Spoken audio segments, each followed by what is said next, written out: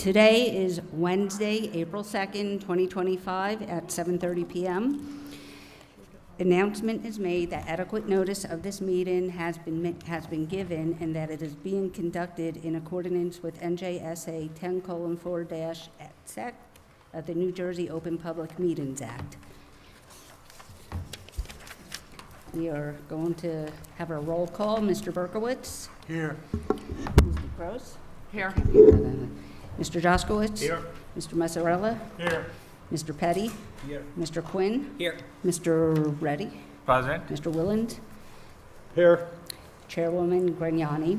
Here. We also have our board planner, Mr. Chadwick, Here. our board engineer, Mr. Lamanowitz, Here. and our board attorney, Mr. Johnson. Here. Would you please stand and join us in the Pledge of Allegiance? I pledge allegiance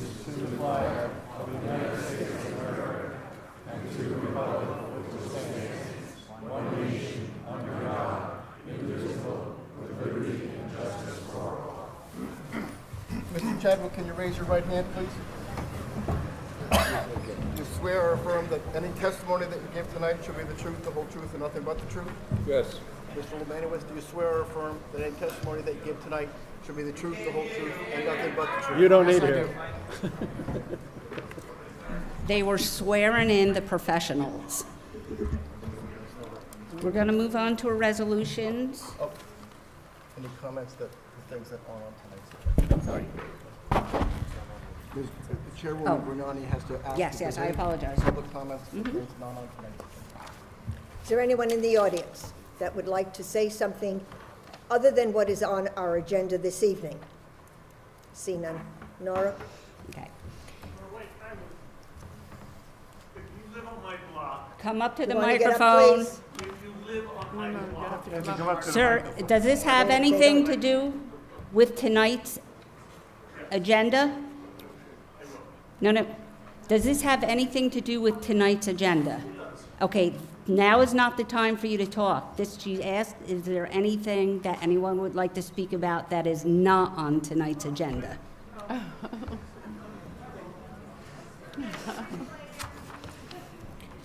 Going to move on to our resolutions. He is. All of them, Berkowitz, Joskowitz, Petty, Quinn, Willens, and Grignani can vote. We could do it all as one. We have application 2477, Ironman, 52, Lawrence, application 2472, Ortiz, application 2476, Aher, application 2467, Thacker, application 2475, Everdea, and application 2471, Malik. Can I have a motion, please? Moved. Second? Who seconded? I'll second. Thank you. Berkowitz? Yes. Joskowitz? Yes. Petty? Yes. Quinn? Yes. Willens? Yes. Grignani? Yes.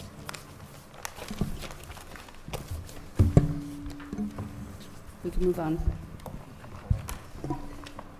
Application 2438, Islamic Community Cultural Center, 879 South Bevwick Road, Block 764, Lot 34, Zone R1-RW, preliminary and final site plan with CD variances to construction of a 4-story, 29-unit housing facility carried from our February 5th, 2025 meeting.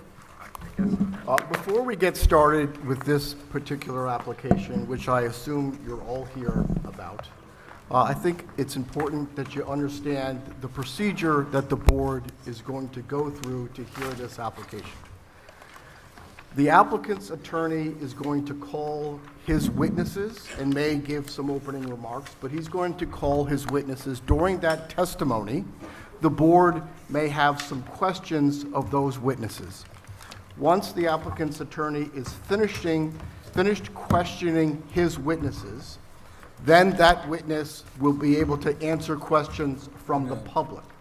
What we're going to start with when we get to that phase of the process is I know there's one attorney here who represents a neighbor. We're going to give that attorney the opportunity to ask questions first, because you may find that that attorney is asking the same question that you might have. Once that attorney gets done with his questioning of the applicant's witness, then Chairwoman Grignani will open it up for questions from members of the public of that witness on the testimony that they have given. Now, that's an opportunity for you to ask questions of that witness. It's not an opportunity for you to speak either in support of or in opposition to this application. That opportunity will come later. And the reason it will become later is because in order to make comments either in support of or in opposition to this application, you need to be placed under oath. And so we're going to save those comments, as we typically do, for the end of the applicant's presentation and perhaps the end of any application made by an attorney on behalf of a neighbor. So that's the process that we're going to follow. Everything that's being said on the record here is being recorded.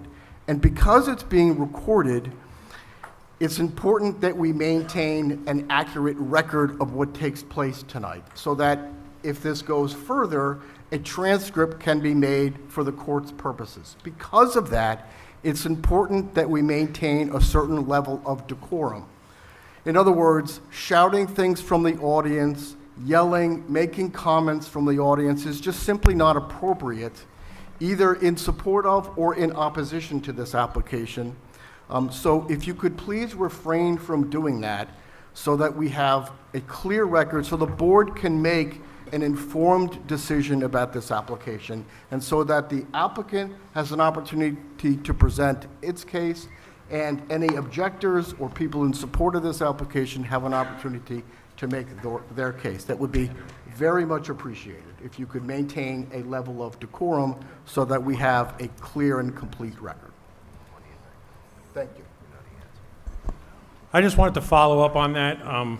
Everything that the attorney just said is very important to us up here as volunteers. We're here to make the best decision we can make for you guys and for the town and for everybody. But to do that, we need to hear everybody, and we need to follow the structure and the process of the meeting. So again, so we don't have a yelling match back and forth from up here to down there, when the time comes to ask questions, please make sure it's a question. And then at the end, as Mr. Johnson said, everybody will have their regular allotted time to come up to the microphone and speak for or against. It's a long process. This is probably going to take a long time for all of us. We understand your concerns. We understand the concerns of the people applying. We want to be sure we go through this the right way, and having it spiral out of control will not help the situation. So appreciate it from our end as volunteers, if you follow the process so we can do this the right way and thoroughly. Thank you. Mr. Shipp? Okay, very good. Thank you. Good evening, Madam Chairwoman, members of the board, board professionals, members of the public. My name is Stephen Sheppis. I'm the applicant's attorney. I'm here this evening to present this matter to you for your consideration. We have an engineer that's going to discuss the site layout. We have an architect that will talk about the building layout. We have operations testimony, and we have a traffic engineer here, and eventually we have testimony from a licensed professional planner. We'll start off first with the engineer. He'll talk about the nature of the project, the existing conditions, and then what's proposed. So without further ado, I'm going to ask the project engineer, Mark Walker, state his name for the record, then be sworn, and then place his credentials on the record. Can you raise your right hand, please? Do you swear or affirm that the testimony that you're about to give should be the truth, the whole truth, and nothing but the truth? Yes, I do. Please state your name, spell your last name, please. Mark G. Walker, W-A-L-K-E-R. Business address is 21 Bowling Green Parkway, Lake Apacon. Just to run through my credentials, I'm a licensed professional engineer in the state of New Jersey. I have been for 33 years. My license is still good. I hold a bachelor's degree in civil engineering, a master's degree in environmental engineering, and I'm a principal at the Dykstra Walker Design Group. I've testified in front of this board on several occasions. Okay, I offer Mr. Walker as a licensed professional engineer. He's acceptable. Okay, very good. Mr. Walker, if you would Briefly, if you would initially just tell us a little bit about your experience with this property as far as your personal familiarity and having been to the site, perhaps you could tell us what's there today and then walk us through what's proposed as part of this proposal. Sure. Before I get into that, I'd like to introduce a couple of exhibits. Do you mind handing these out, Steve? Oh, sure. Thanks. So Steve's going to hand out some 11 by 17s that match the larger exhibit that I have up here on the easel. Now, Mark, just so everybody's clear, I've taken the liberty of marking this exhibit as A1, and I see you likewise have marked it as A1 up on the easel. Actually, that is A2. The next one's A1. There you go. What is A1? Okay, so A1 is it's a neighborhood aerial image with the proposed site plan superimposed on the aerial image. And I think we've entitled it as Vicinity Exhibit with today's date, dated 4/2/25, and that's A1.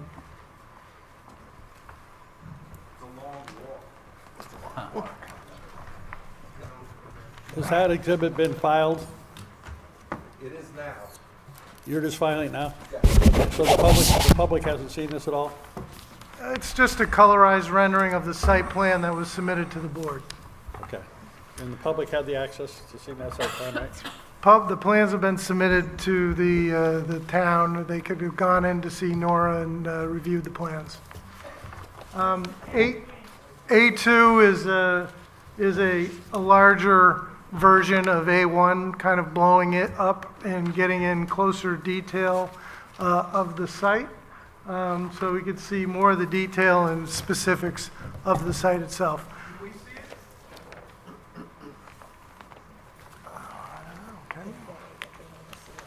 As I indicated, please refrain from making comments from the audience. I'm going to start my testimony with Exhibit A1.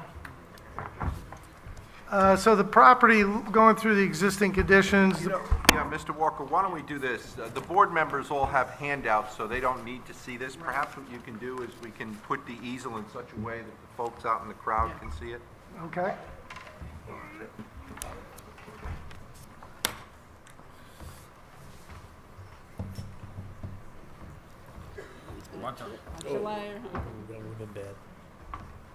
Yeah, hide me. There's no good place to put it. I don't want to see Stacky scaring me.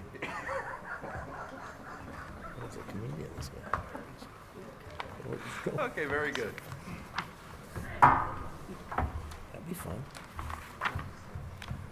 Okay, so let's start off with Exhibit A1, which is on the large board facing the audience.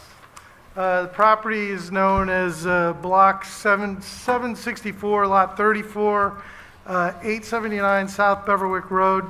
It's located on the east side of South Beverwick Road. It's developed with a two-story building used as an Islamic Community Cultural Center. Previously, it was known as Temple Beth Am. The one-way paved driveway entrance on the south side and a one-way driveway exit on the north side. The paved parking lot at the rear of the building contains 120 parking spaces as per the survey of record. The property slopes from South Beverwick Road to the east and northeast at the rear of the lot. There's a high point in Beverwick Road, which is approximately 12 feet above the rear parking lot. The rear of the property and adjoining lots to the north, east, and south are constrained by freshwater wetlands. And you could see that on the exhibit. The dotted areas are the wetlands. We've delineated the wetlands on our property. The wetlands shown on the exhibit off the property were taken from the New Jersey NJDEP GeoWeb for the purpose of the exhibit to show the board and the public the amount of wetlands that are in the rear of the property. So it's essentially undeveloped property at the back of the lot. There's also a stream located to the north of the property in the rear of the site beyond the parking area, and is within the floodplain. The wetland, stream, and floodplain have been verified by the DEP. Both the wetlands and stream have 150-foot buffers, and they're regulated by the DEP. Majority of the property is located within a DEP-regulated area. The front corner of the property where we're entering in is a one triangular area on the property where the proposed front parking lot is proposed, which is outside of a regulated area. The remaining portion of the site is within a regulated area. Mr. Walker, so that everybody's clear, is it fair to say, Mr. Walker, that based upon the DEP requirements, that the area for which development is proposed is areas which are already developed today? That's correct, and I'll get to that. Okay. So the property is located in the RCW zone, which is the Recreation, Conservation, Wildlife Zone District. Uses permitted within the RCW zone include farms, nurseries, and outdoor recreational uses. There is a Methodist church located at the adjoining property to the south, surrounding the development along South Bivouac Road and other roadways is primarily single-family residential uses and development. The land to the east is undeveloped, wooded, and environmentally constrained by wetlands and floodplain. There's water, sewer, gas, electric are all available in the public right-of-way. So what we're proposing here is relatively simple. The site plan is very basic. Given all the constraints that we have from the DEP, it really limits what we can do on this site. But there is a large parking lot at the back of the building, and that's where the intended development is proposed, completely within the paved parking limits. We're not disturbing beyond the limits of the parking lot. And actually, in developing the application with the DEP, we had to reduce some of the pavement encroaching towards the wetland areas and planting some of those areas. So we actually ended up with a reduction of impervious cover as a result of this application. But basically, what's planned is a 29-unit age-restricted apartment building behind the existing building at the rear of the lot. To do this, a two-story apartment building is proposed over parking, which makes it a three-story building. So we're going to maintain the parking area and then have a two-story apartment building over the existing parking lot. The lobby will be located on the parking level, and the building will contain 29 one-bedroom apartments. Access to the units will be by stairs and elevator from the lobby. Landscape, lawn areas, and walkways, patios will be constructed within the existing parking lot between the apartment building and the cultural center. Parking lot will be restriped, and an additional parking area will be constructed at the front of the cultural center building. Parking spaces will also extend underneath the apartment building. Existing pavement along the back of the parking lot adjacent to the wetlands will be removed to decrease impervious coverage on site and provide a better buffer to the wetlands. There are 4 ADA accessible parking spaces proposed along with 9 EV parking spaces. 67 spaces are required for the cultural center use per ordinance. 52 spaces are required for the apartments per the RSIS. With the 9-space credit for EV parking spaces, 110 parking spaces are required for the project. 99 spaces are proposed on site. There were 120 cars parked on my block. Can he be doing that? Yeah, he can be. Centralized trash and recycling area is proposed in the parking lot for both uses, and they will be screened with 6-foot-high privacy fence. There are 3 light poles proposed within the parking lot to illuminate parking spaces and walkways between the buildings. Under the building, Parking will be lit by ceiling lights. There's freestanding lights will be downwardly facing, LED fixtures. The height will be between 15 and 18 feet, conforming with the ordinance. As well as the lighting levels, we will ensure that all the lighting levels proposed conform with the ordinance requirements as well. There's landscaping proposed within the green space between the two buildings and between the apartment building and the wetland at the rear of the site. Plantings are mostly shrubs with some trees along the back of the property. Water, sewer, gas, and electric will be extended from the public right-of-way to the new building. A new sanitary sewer pump station will be required for the apartment building. A water line will be looped around the building and a fire hydrant added near the apartment building at the request of the fire department.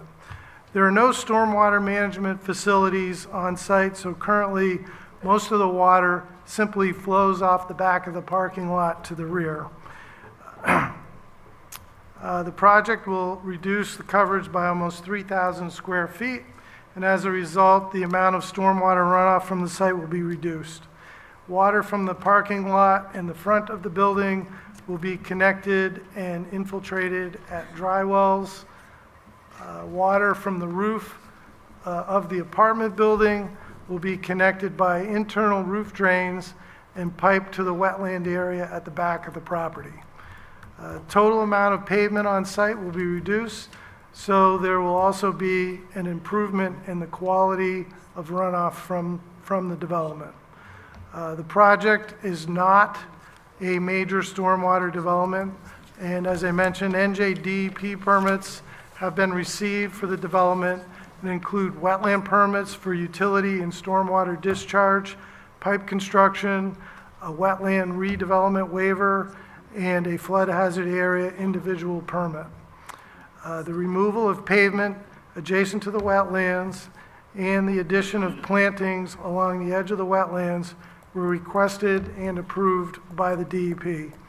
South Beverwick Road is a county road, and an application's been filed with the Morris County Planning Board. And we have received comments and addressed those comments and waiting for approval from the county. Existing exit driveway complies with the county site distance requirements of 300 feet. Existing monument sign is located 8 feet into the South Beverwick County Road right-of-way. So the sign for the original facility and this facility, as it's always existed, was actually built in the public right-of-way by 8 feet. So there is a new sign proposed 4 by 5, approximately 4 by 5, 20 square feet, which is allowed by the ordinance. This sign will be pulled back approximately 9 feet. The existing sign will be removed, which is a monument sign, and the monument sign actually is not good for sight distance because it's a visual block. That sign will be removed. A new sign will be constructed on the property, and it will be elevated so people traveling along the roadway would be able to see underneath the sign, and it will not inhibit the sight distance.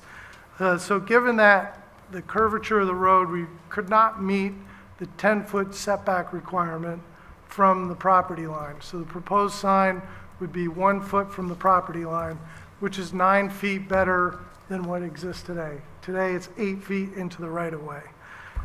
So a variance would be required for that particular sign. The sign will be 8 feet high for improving visibility along the roadway. The sign will be outside any sight lines. With respect to the building and the building height, we've actually, from our original application that's been submitted to the board, we've actually had some team meetings and we have made some decisions to reduce the height of the building. The building height has been reduced by eliminating the stairwells that go to the rooftop.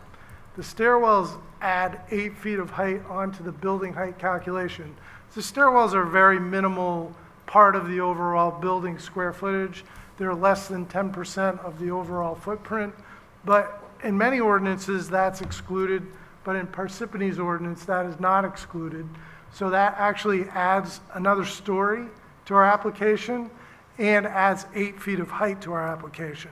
So by simply removing the stairwells to the roof, we've been able to reduce the building height by 8 feet and eliminate 1 story.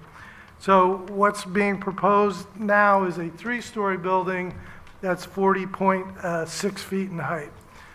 So a variance would be required because this particular zone allows more of a residential type structure height, which is 2.5 stories and 35 feet.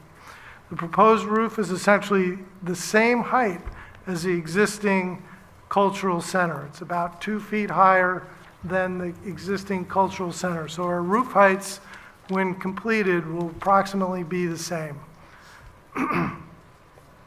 The ceiling of the parking deck will be greater than 13 feet above the pavement, which will allow fire trucks and other emergency vehicles to go underneath the structure and be able to have emergency vehicle access. Parsippany Fire Department truck was analyzed and can fully access the site around both buildings and under the apartment building. We do have a Please. soil movement. Refrain from making comments from the audience, as I indicated earlier. Please refrain from doing that. It's not helpful to the board. Once Thank Mr. you. We do have a, Mr. Walker, 1 second, please. Once Mr. Walker has completed his testimony, you are more than welcome to come up and ask questions. thank you. So we do have a minor or major soil moving permit, which is 160 cubic yards. It's not a lot of material. We've slightly elevated the front parking lot to make sure that it's flat and provides good access to the building. So it's considered a major soil moving permit, but it's not that much soil. Did you actually make that application to the town? Or Yes. is that still pending? No, it's made. It was part of the most recent submission, and it was included in the notice. To this board and the town? Oh, no, to this board. Just to this board? Just to this board. The application hasn't been made to the town, though, correct? Correct. Right, that'll be done if we get approved and move forward with construction. So I'd just like to summarize the variances that we have for this particular application. So we have the use variance, which are 2 use variances, which our planner will discuss. One is the multifamily residential building, and the other use variance is having multiple uses on 1 lot. Impervious cover variance of 53.8%, where 15% is allowed. Existing coverage is 56%, so we've reduced the coverage from what currently exists. Building coverage variance of 21.9%, where 5% is allowed. A building height variance of 3 stories and 40.6 feet, where 2.5 stories and 35 feet are allowed. We are requesting a parking variance for 99 parking spaces, 99 spaces on site, where 110 are required by ordinance.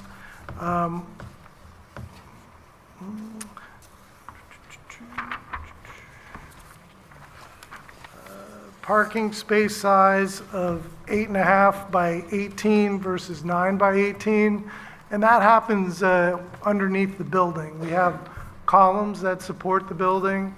Columns are at the back end of the parking spaces, and they encroach within the parking spaces themselves. So that effectively reduces the width of the parking space just where those column lines are.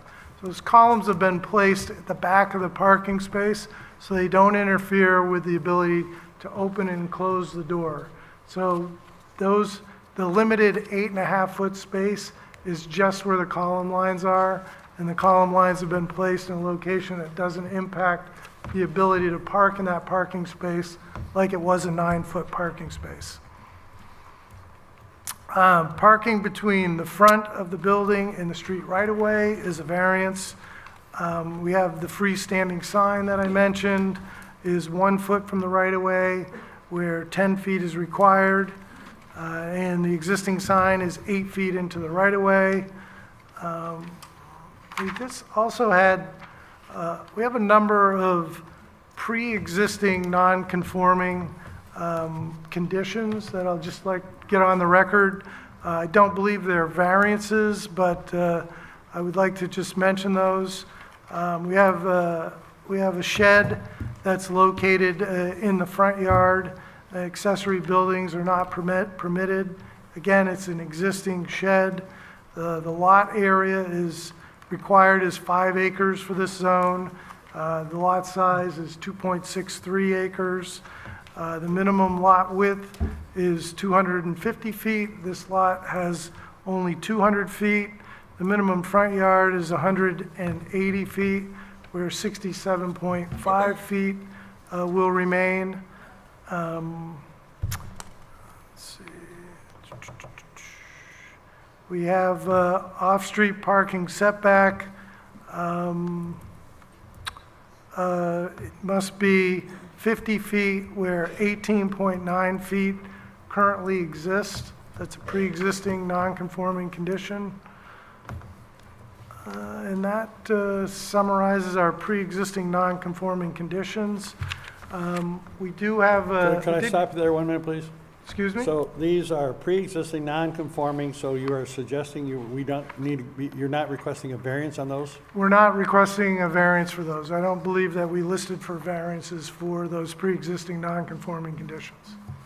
Okay. So we did receive 3 reports that. Before you get to that, you indicated that in your testimony that the building height was 40 feet, is that correct? 40.6 now. I'm looking at the plan with the last revision date of 3/10/25.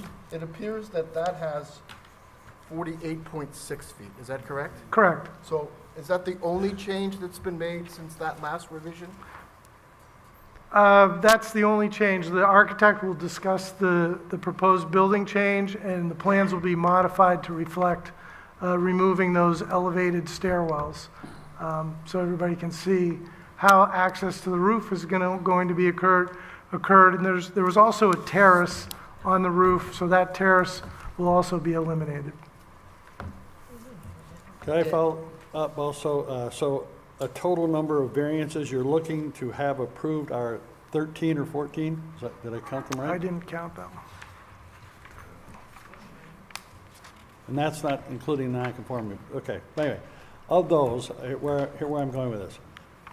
I believe some of them may be de minimis, some of them pretty be major. You're going to provide testimony to help us understand why we would approve that many variances at that level? Correct. Thank you. So I do have 3 reports I'd like to. I'm sorry, I just have one more question, if you don't mind. So on your March 10, 25 plans, you've got provided 108 spaces. And your testimony, I believe, was 99? That's correct. So 99 is the number? 99 is the number, and that was in response to GPI's report. They wanted us to look at the credit that you get for EV spaces differently than the way that we showed them on the plan. So the technical difference is still 11 spaces, whether you look at it as adding spaces or subtracting spaces. So we will revise our plans consistent with the report from GPI. Have you had a chance to look at the fire report about making one of the spaces designated for fire? We did. I'm going to get into that when I Okay. go through the Does report. that change your parking number? That would change our parking. We just got the report today, so we need to look at that a little bit. We might be able to make some modifications and save a space, but if we can't, then we would lose 1 space to appease the fire department. Okay, so the 99 could potentially be 98. Could be 98. Mr. Walker, Please. on your testimony, it says that, I believe you said it was 120 existing spaces? Based on the survey of record. Okay, because your plans show 111. Based on the survey of record, it's 100, 120. Our plans are showing it based on the traffic engineer's field count. So he'll testify to that. Okay, also, as far as the stairwell is being removed from above the I'll call it above the third floor. The stairwell's being moved. I'm assuming the elevator lobby's also being removed? Well, we will have our architect discuss that. Oh, okay. That's all I have, thank you. Yep. The terrace is being removed. The terrace is being removed. No terrace.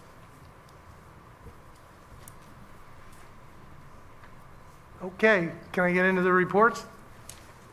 We're good?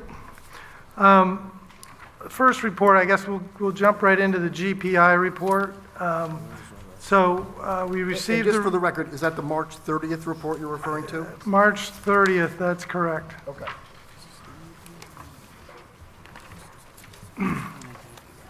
So in the March 30th report, there are a number of comments.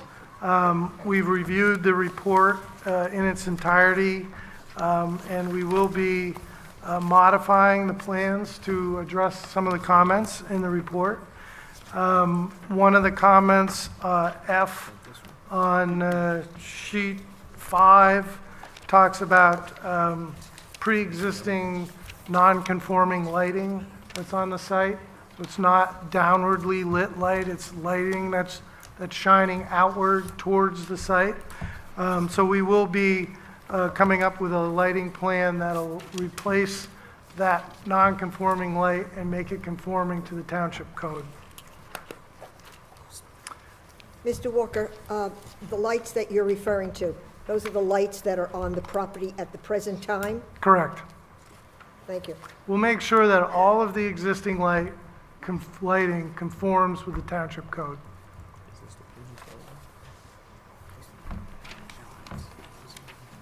I'm going to ask this question. Are you going to have timing on these lights, now that we're speaking of lights? We had discussed that briefly. It's more of an operational discussion. My understanding is that the lights underneath, on the ceiling, underneath the building in the parking area will remain on 24/7. So those are lights that are underneath the parking area, and that the on-site lighting in the rear of the site would be, because they're LED lights, you can adjust the level of intensity of the lighting, and that you can reduce the lighting intensity down. We had discussed 50%, but we would be glad to meet with a representative of the town and come up with a level that would be acceptable to everyone to make sure that it's safe and not a nuisance. Is it 24/7? Not in the back, yeah, the reduced lighting would be security lighting at the back of the building, but the lighting attached to the ceiling underneath the building would remain at that level because people would be coming in and out of the building in that area, curbs. It's a safety issue. I do have a question too. So you said the garage was high enough for a fire truck to get in there, right? Mm-hmm. Is it wide enough, and is there a possible way for that fire truck to turn around the back of that building? Or when they go in there, are those guys gonna be stuck in there and have to back out? Well, I don't, like, if there's an actual issue, I don't foresee the fire truck going underneath the building. They would stay outside the limits of the building. The fire department had us put we have a fire hydrant in the back of the site. They requested an additional fire hydrant, which is potentially creating this one parking space issue. They're having multiple points to fight a fire that are outside the building. Mr. Walker, I don't mean to be confrontational, but, so you're saying you're built at 13 feet high, so a fire truck could go through there, but no fire truck's gonna go through there, in your opinion? I don't think the fire department's going to want to. Please. Come on. Please. The fire department typically does not like to get too close to the fire with their equipment. Was that a fire department, Please. was that a fire department request of the, on this plan, I believe, was it not, to be able to do that, drive through there? No, it wasn't a fire department request. It was It something that we just designed for. Okay. My biggest concern, I'm just going on record with it, is if they do have to get under there, we're leaving people in danger if they can't get out of there quickly with the truck. Without the truck, they can run, I guess. But we have all volunteers in this town, and we don't want to lose any of them because they can't get out of a fire.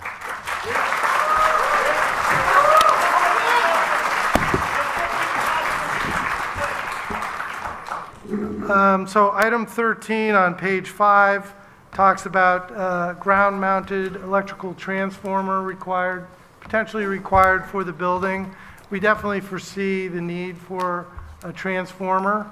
So the transformer location would ultimately be dictated to us by the electric company. So we can't show exactly where it would go at this point. Okay, before you leave the lighting issue, because Mr. Lemanowitz had a number of comments regarding the lighting issue. So is it the applicant's intention to prepare a completely new lighting plan? Yes. That will conform with all of the Parsippany zoning ordinance? Correct, So you're not asking for any variances with respect to any lighting? correct. Mr. Lemanowitz, do you have any questions about lighting? No, thank you. I was going to get that question in next, which would be, So another comment is simply about some construction details that we'll take care of. And then item 15 to the end of the report are tailored more towards the traffic consultant that we'll have testifying later. So that's GPI's report. Before you go any further, can I just go back to one thing with the fire truck? On the report, line item 3, it said something to the effect of that the apparatus is longer than the plan and the... Yeah, I'm going to get to the fire Okay. department report. Okay. I could do that now if you'd like. Yeah, why don't you? All right, so the fire department report, which is dated, Mr. Walker, 1 second, please. Mr. Chadwick? The lighting of the, John, you're gonna have to use the microphone, whatever it is. not being picked up? Now I am. The lighting within the existing and the proposed parking area will be pole lights. there are, yes, that's correct. Okay. And you said they are going to be between 15 and 18 feet in height. That's correct. What are they today? I don't know. They're going to be replaced. So All they of can, them? so they can conform, yeah. Okay. Do we know what we're going to, are you going to shut those off during the night? When the mosque is obviously not going to be in use? Yeah, what we recommended was meeting with a township official to find a suitable lighting level at the back that provides the required safety and minimizes any nuisance to surrounding properties. Is it going to be 0 at the property line? Yes, that's the ordinance. Well, the ordinance might actually allow you to go 0.2 over, The but problem you're we'll suggesting, conform with the ordinance. yeah, the problem, not problem, you're creating a problem the way you suggested, because this board approves the plan. So, meeting with township official, whoever they may be, needs to be done before we can get, Now, the plan will be submitted to show that we have no variances. But I think what's important is that a township representative is out there to help us set the lighting levels for that time period after they're dimmed down, just for security purposes. well, you're gonna submit a revised plan and we'll take a look at it. You got it. All right, so looking at the building department office of the fire subcode, which was submitted on April 1st. Number 1, fire department connection shall be moved from the back corner under the building, side A to the front lobby, so we have no issues doing that. They've requested some fire lanes on number 2A. They're looking for striping in front of that fire hydrant that I discussed, which we will be taking a look at. The truck length provided on the plans does not match the length of the local apparatus and may affect the apparatus turning plan. So we actually, we are, Our fire truck was about 2 feet shorter than the fire truck the fire official recommended. So we got the specifications on that, and we ran our truck turning plan and template on that to make sure that it can circulate through the site, which it still can, no problem. So we'll be showing that to the fire department. So how does the back of the building for fire department access to put up ladders in the event of an emergency? Is there a drop-off? Is there a retaining wall? Plants are shown, but the grade is not clear. So the grade back there is very flat, and the area behind the building was formerly a parking lot area. It's a parking lot area today, but if the plan goes forward, that pavement would be removed. But the subbase will still be there, and the ground will be firm enough to support a ladder. Please. Sir, Please refrain from making comments from the audience. Please. Current plans call for EV chargers outside the building footprint area. Future plans should limit additional EV chargers to areas not covered by the building footprint, and we've done that. So we have no EV chargers proposed now or for the future. That would be underneath the building. During construction, how will parking be handled? So that's an open question. We just got that. We haven't had a chance to discuss that internally. So we will get back to the board with that answer. And then number 7, what's the intended use for the patio on the roof? So that's being removed, as I testified earlier. So what is the applicant's position with respect to 2A? Is that spot staying, or is it becoming a? Well, we just got the report yesterday, so we really need to analyze it. If we can save the spot, we're going to save the spot. We may have to talk to the fire department about how much room they need to get access to that fire hydrant. Okay, so that's Okay. undetermined. So we have one last report from Mr. Chadwick dated March 25th. I think the majority of the comments are not within your testimony. I said the majority of the comments in my report are not within Mr. Walker's testimony. The only item was on the terms of the building height, because I don't know what plan I looked at. I got a totally different number than you did, but the architect's gonna deal with that. Yeah, our architect will go over that. I would like to go back to your listing of the pre-existing variances. Do you know whether or not, for instance, the shed was granted a variance for its location? I do not know the answer to that. You know, Mr. Chadwick, I'd like to make this representation. When we saw your report, we discussed it, and we can certainly relocate that shed or eliminate it. We'll either relocate it to a conforming location on site or eliminate it, as noting that we can't demonstrate that it was ever approved. I would imagine it probably wasn't. I mean, it's the shed. But nonetheless, we'll eliminate that nonconformity by removing the shed or moving it elsewhere on site. We'll find a location and put it on the plan that would demonstrate compliance with the ordinance.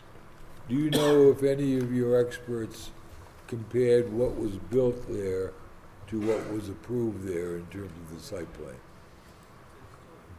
I don't have that answer for you. I would imagine that it was built in accord with the prior approval since it's been there so long, but nonetheless, we can take a look and find out what as-built surveys were on file with the township. I think we should do that, because I think assuming pre-existing may not be that case, or were previously granted relief, and, you know, we certainly don't have to deal with that again. We do have prior resolutions, so we'll have to compare those to the existing conditions, and we'll get back to you on exactly what's referenced. I think it should be done. Okay. We'll do it. Not only on that one, but also on the pre-existing non-conformance. Do you have some reference on those, that any of those were approved? Well, we know that the lot area hasn't changed, and we know that the lot width hasn't changed. I mean, the lot is what it was back when it was originally developed. So as far as the coverage matters, we'll get you the answer. We do have prior resolutions, so I'll make a request for any kind of as-built surveys from when it was originally built, and we'll get you the answer. That be okay, John? Yeah, I mean, there's a plan on record someplace That's that what I was was getting at. approved, and just find out which are pre-existing, or are previously granted, and which aren't, then we'll have to address them. Particularly, it gets to the parking lot encroachment to the rear of the property, and whether or not that was authorized or not.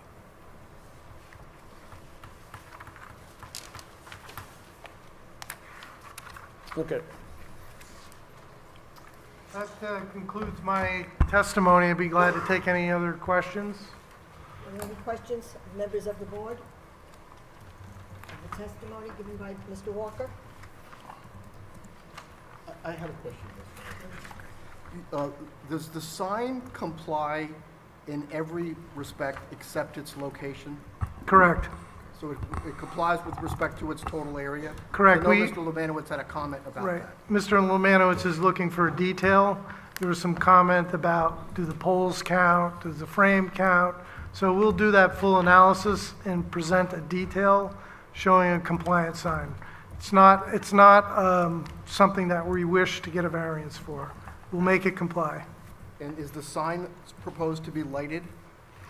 The sign will be lighted, and that'll be part of the detail that we provide, whether it's internally illuminated or if there's a light shining on it. In terms of timing of the lighting as well? I think that would be helpful. Very good. When you say it will be fully compliant, you gotta move it back further from the... Fully property. compliant except for the setback. Except for the setback, and Yep. you'll have justification for that. That's correct. Okay. Who's gonna do that, you? I just did. I did in my testimony about the So you sight didn't- lines. You and didn't give any evidence for why it adds a setback variance, you just stated it, that's it. Right, we stated that we're moving it back 9 feet from where it exists today. Shouldn't have been there in the first place. I know, they put it where you could see it. That's the thing, and it's on the bad side of the curve, the inside part of the I know where curve. it is, yes. So it needs to be closer to the street in order to be able to be seen. So, Mr. Walker, let's address Mr. Chadwick's question. He raises a good point. The ordinance requires the sign be set back 10 feet from the front property line. Can you tell the members of the board and the public as to whether there's any practical difficulties with siting the sign in a conforming location? And if so, why not put it there? Or alternatively, why put it 1 foot from the property line, albeit it's 8 feet further back or 9 feet further back from where it exists today?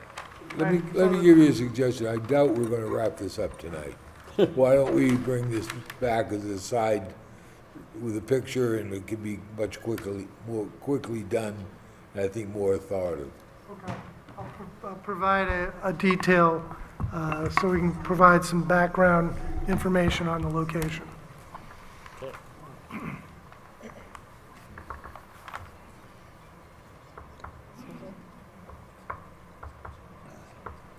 Mr. Lemanowitz, has all of your concerns been answered? Mr. Walker has addressed to you that he's going to provide more information, or has discussed the items that I have in my letter. Any other questions from our board? Mr. Mills? Again, as I indicated previously, Mr. Mills is an attorney who represents, I believe, one of the neighboring property owners, and we're going to give him an opportunity to ask his questions first. He may ask the same questions that some of you may have. Once Mr. Mills is done, then Ms. Grignani will invite members of the public to ask questions of the witness. Thank you, Madam Chairman. Thank you, Mr. Johnson. Good evening, members of the board. My name is John Mills. I'm an attorney in Morristown. I'm representing the Trividi family and the Kret family, who are neighbors in very close proximity to the proposed project. Also, good evening, Mr. Shepis, as well. May I interrupt, please? Who's the second family? Can you say- Closer? How's that better? No, the name of the second family The Okay. name of the second family. that you represented. Oh, I'm sorry. The Trividis, who are seated here to my right, and Mr. and Mrs. Kret, also to my right. Can you spell their names for me? Pardon me? can you please spell their names? Not the Trevittys, but the other one. K-R-E-T, Kret. Thank you. You're welcome. Mr. Walker, good to see you. Last time I saw you was in Rockaway. A couple of questions for you. Did you have occasion to perform any traffic studies with respect to the subject property? We have a traffic engineer who will handle all the testimony. So the answer to my question is no, you did not. I did not. Are you aware, based on your association with the property, of any parking issues in the neighborhood on occasions when the Islamic Center is holding services? Just from hearing it through our group discussions, I haven't witnessed it.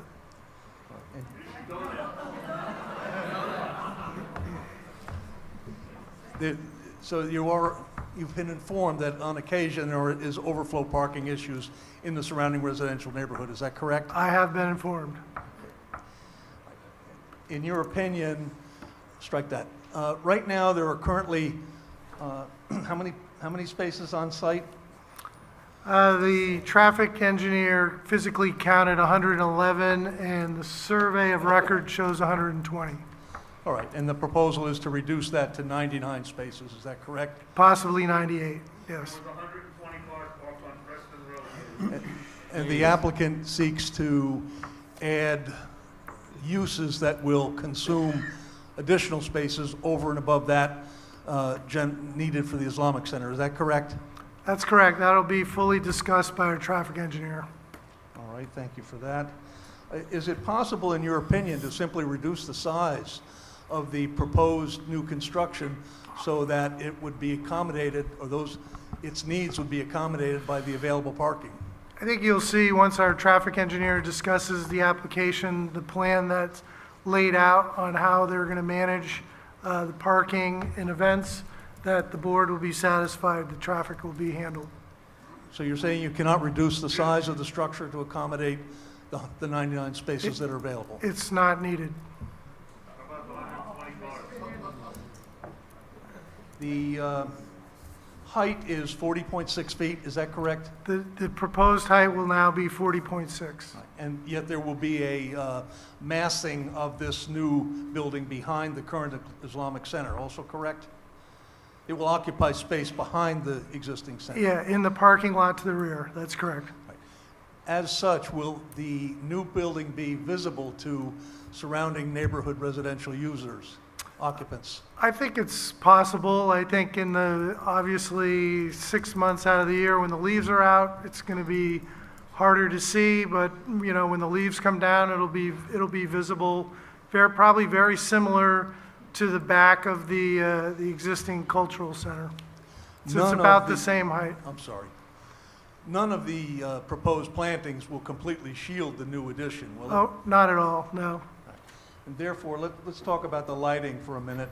You're proposing parking lot illumination, is that correct? That's correct. And you're saying that none of the lumens or the lights will pass beyond the confines of the property line? That's correct. Yet those lights will still be visible at their source, will they not? Yeah, if you were to look up at the light, you could see it. In addition there too, you indicated that underneath the building will be, where the parking is, there'll be lights on there 24 hours a day, is that right? That's what we're talking about right now, correct. And I believe you stated that there would be another portion of the building illuminated on this 24 hours a day, is that correct? For security purposes, Right. yeah, What dimmer light. What part of the building would that be? Not the building, that would be the parking lot behind the cultural center. Now, the residents of the building would be expected to have and use internal illumination in their apartments, would they not? Yeah, I would imagine they're going to turn their lights on. And would not that lighting also be visible to residents of the neighborhood? I haven't done a study on that. I would imagine.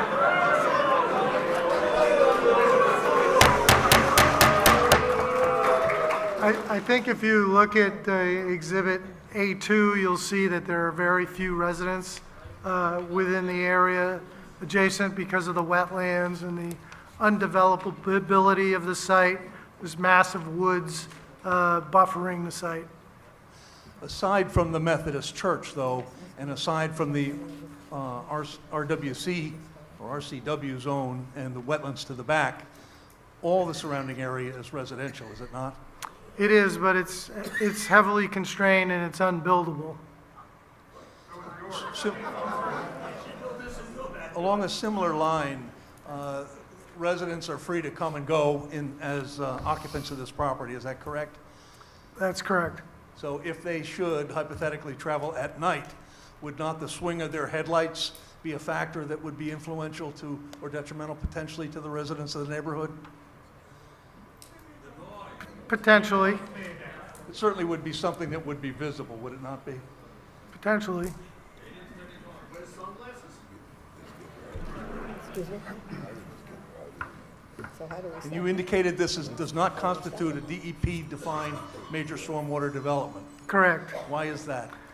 So the DEP defines a major stormwater project as a project that disturbs more than an acre and increases the coverage by more than a quarter acre of impervious coverage. So we're under those limits. You are nevertheless excavating for the foundations for this building, are you not? We are. And that does not constitute major stormwater development? It's within the parking lot area. Do you know if the owner of the site looked elsewhere as a logical location to site this proposed building? I couldn't answer that question. And you also were needing to research whether or not the non-conforming conditions you spoke about were actually previously approved by this board, or whether they had been, compound question, sorry, Yep. whether they had been, in fact, something that predated the zoning. And Yes, that's a homework assignment we have. that's very good.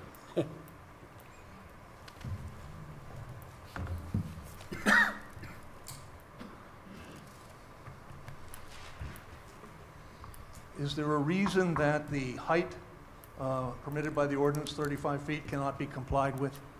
I think I'll let our architect discuss that. But from a mechanical standpoint, there's no reason the building couldn't be reduced in height as you see it, is there? I'll let our architect talk about that.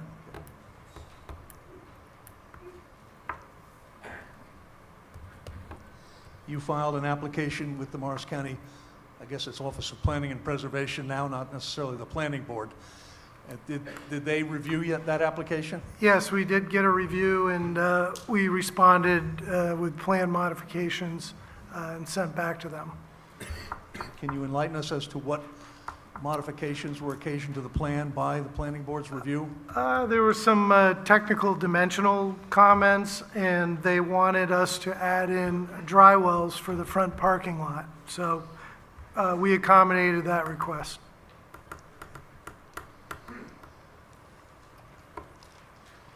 How many of the spaces are you seeking relief for as being described as undersized in width? Everyone.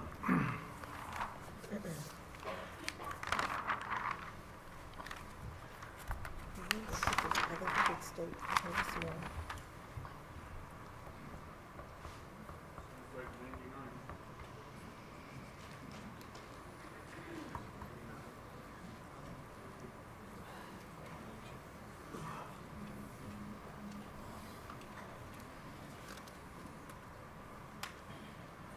99. Looks like 22. And those are situated under the building? They're situated under the building, yep. In your opinion, will that require those spaces to be occupied by specific types of vehicles? No, not at all. It's, as I mentioned in my testimony, the location of the columns, and the columns is the reason why there's a reduction in the parking space, is, I don't know, the architect could tell us, but they're probably 1 foot wide columns, going into the space by a half a foot. And those columns are placed either at the front of the parking space or the rear, so it doesn't inhibit the ability to open and close your door. So there's absolutely no impact at all. The only reason why it's a reduced parking space is because of that one location where the column's located. What event occasions the need to remove 160 cubic yards of soil? We're actually importing 160. Oh, you are? I Yeah. misread, sorry about that. Why is that necessary? The grade in the front of the site slopes off. We wanted to make the parking lot flat, so we have a nice accessible parking area. We also have a couple of handicap parking spaces in the front that provide ADA access to the building. I don't want to mischaracterize, but I believe you indicated the new sign will be illuminated. It will be illuminated, yes. Is that proposed to be 24 hours, strike 24 hours? Is that supposed to be occurring during the nighttime hours as well? No, that will not. That will not. We'll provide specific details of when the sign will be turned off. Thank you. Can I just get one clarification? The attorney did ask if you considered other spots, is that right? Locations? Other lots, Yes, right? and the answer was? I was not involved in the planning of Okay. picking the lot out, no. Okay.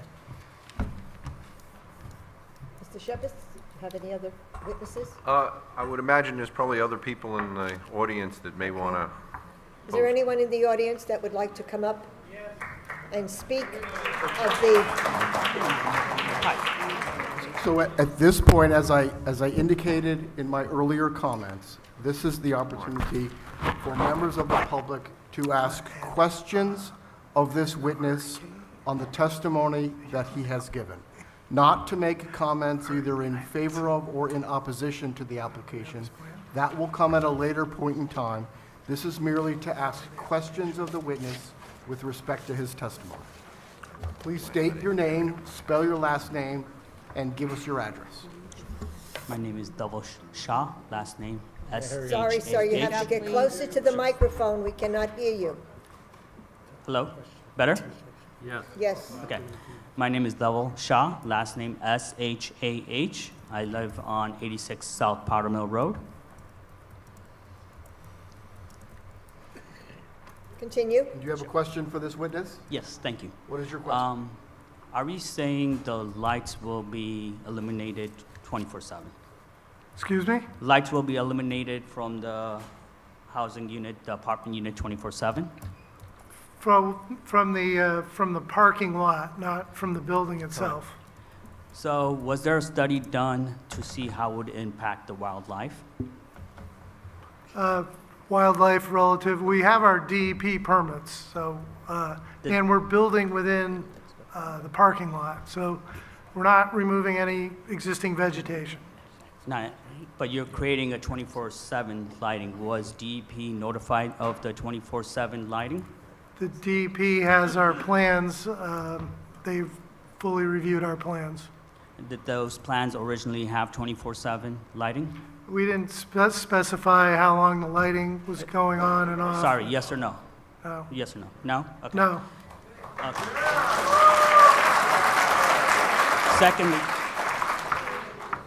Secondly, you did say there will be floodwaters, waters coming from the building unit going into the freshwater? That's where the water goes today. But right now, 29 unit residents, possibly 120 residents don't live on that unit. Well, Is the that correct? the parking lot drains into the wetlands. We're- So you're gonna have 29 families. How much garbage do you expect to collect? We're not And going to have families, it's an age-restricted project. So what does that mean? 29 units, how many people are you anticipating on having? I have not done that specific calculation. I think there's another witness that could discuss that How more in many- detail. okay. How I'm the many- site engineer, I don't handle everything. So what's the max occupation per unit? I don't have that answer to that It's not in question. the design? I'm not the architect. Okay.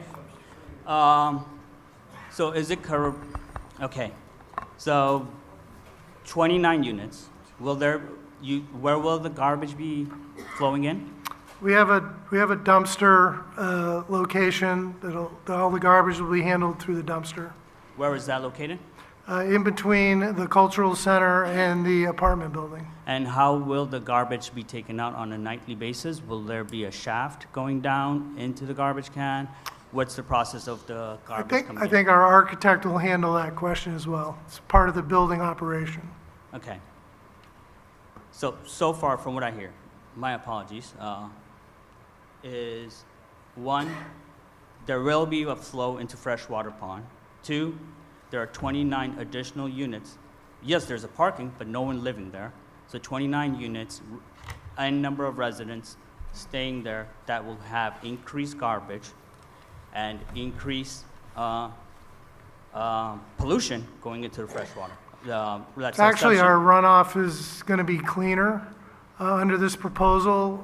The way the DEP looks at stormwater runoff, we're going to have less runoff coming from the parking lot because of the roofed area over the parking lot. But there will be more pollution, more garbage than current, right?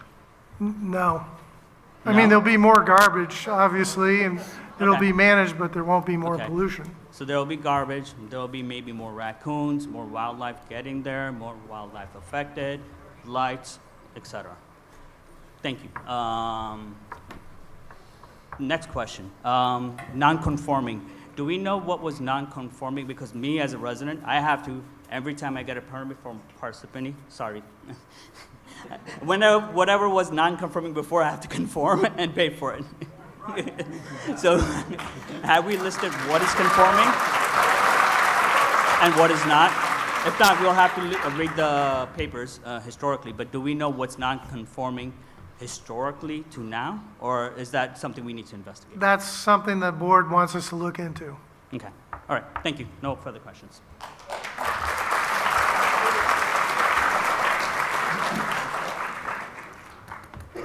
Please state your name, spell your last name, and give the board your address, please.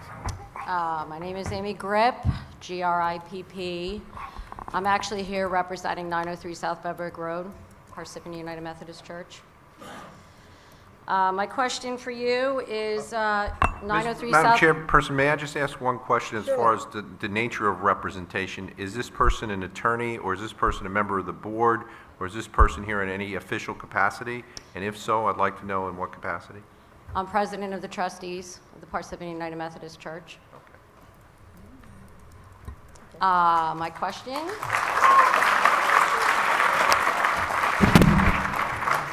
Is 903 South Beverwick Road still included in your application, your proposal, or on the plans? Prior to the most recent resolution of your board, there was a written authorization on the part of your church permitting the center to park on your property on Fridays in the last row. So we have submitted that to the board. It has nothing to do with this particular residential component. We understand the limitation that the board imposed on that parking, that it would not be utilized for this development application. However, with that concession or courtesy extended by the church to the center, they would continue to park there on Fridays as long as the church would permit them to do so. And as far as it goes, that is a fact that the board can consider. It certainly is something that the church could revoke at any time, and we understand that. So to that degree, then that's the nature of the request. That's correct. It's not a permanent nor reliable solution to your parking requirements. Oh, and we So we are appreciate that. asking for 903 South Beverwick Road to be removed from your proposal and your This is- plans. Could I interrupt?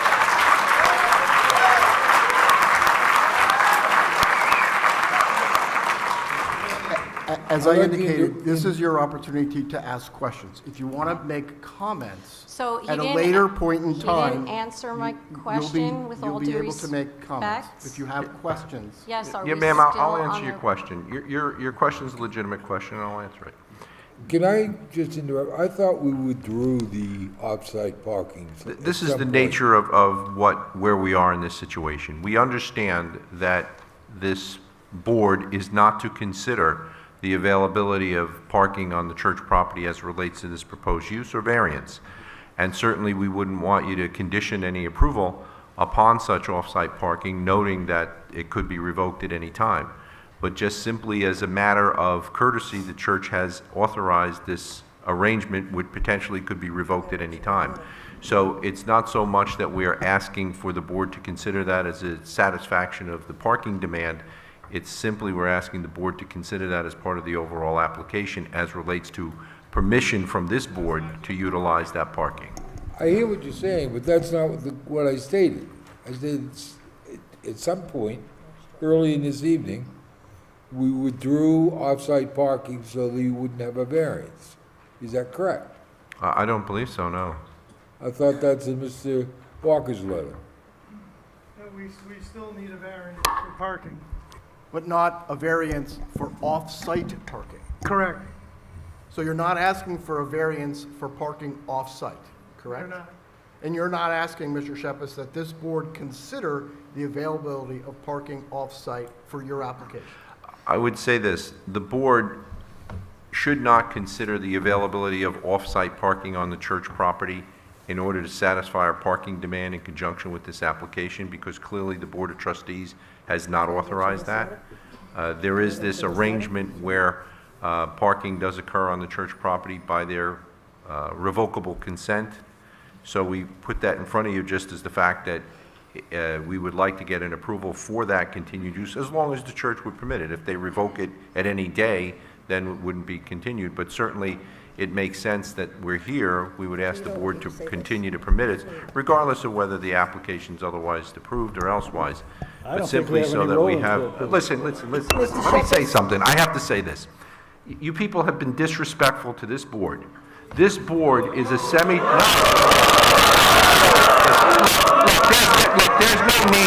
there's no need for any of this. Listen, we're all adults. We're all adults. This board has a very important job to conduct. We all took a pledge to the flag that we would honor it. Your behavior, the behavior of this crowd Please, is may we have- disrespectful to this board. This board is volunteers. They're here to entertain a quasi-judicial application. Your catcalls, your applauses, it's Mr. inappropriate. Chairman would like to speak. Chairman.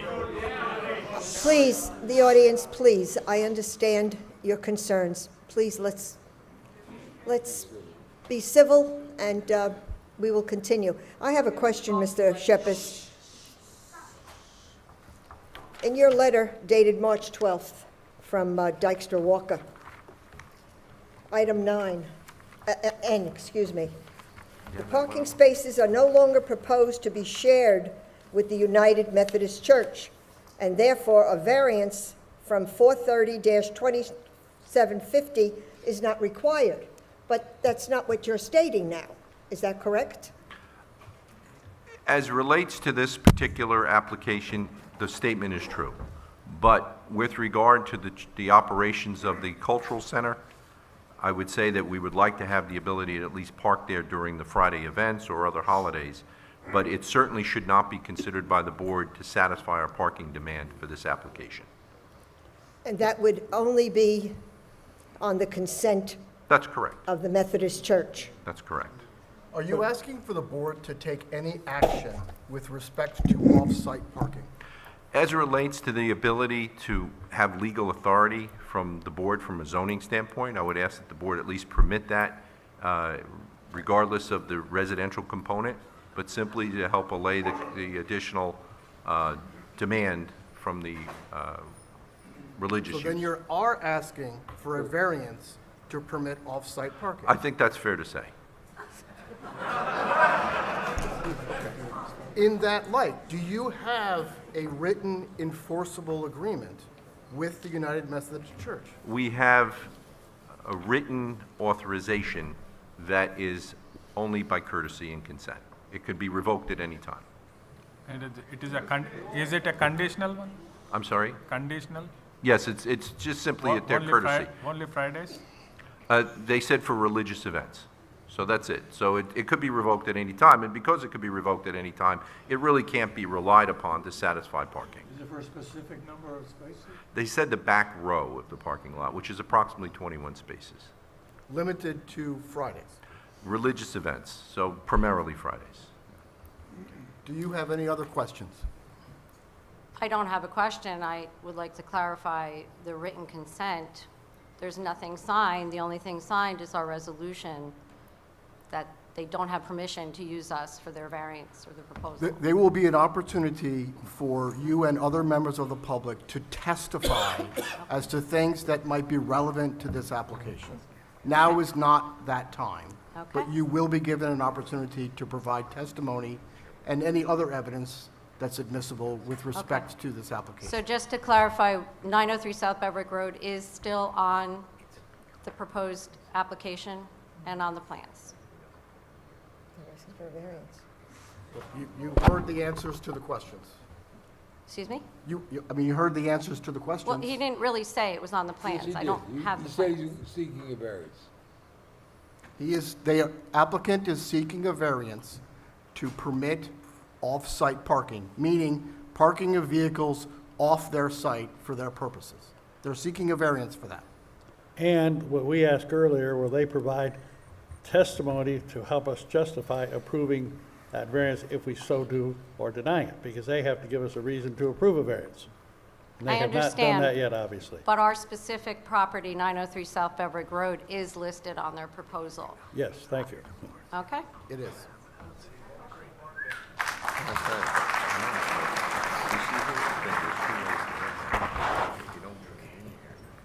Okay, please state your name, spell your last name, and give the board your address. Hemish Patel, Patel.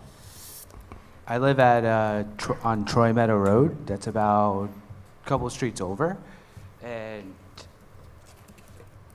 around like 3, 4, 5, 6 o'clock, it takes about 15, 20 minutes. I can't imagine how long it'll take me to make a left. This is your chance to ask questions, Okay, this not proposal provide testimony. is made by a nonprofit, so the taxpayers will be carrying out the burden of the tax and extra students and services provided by the complex.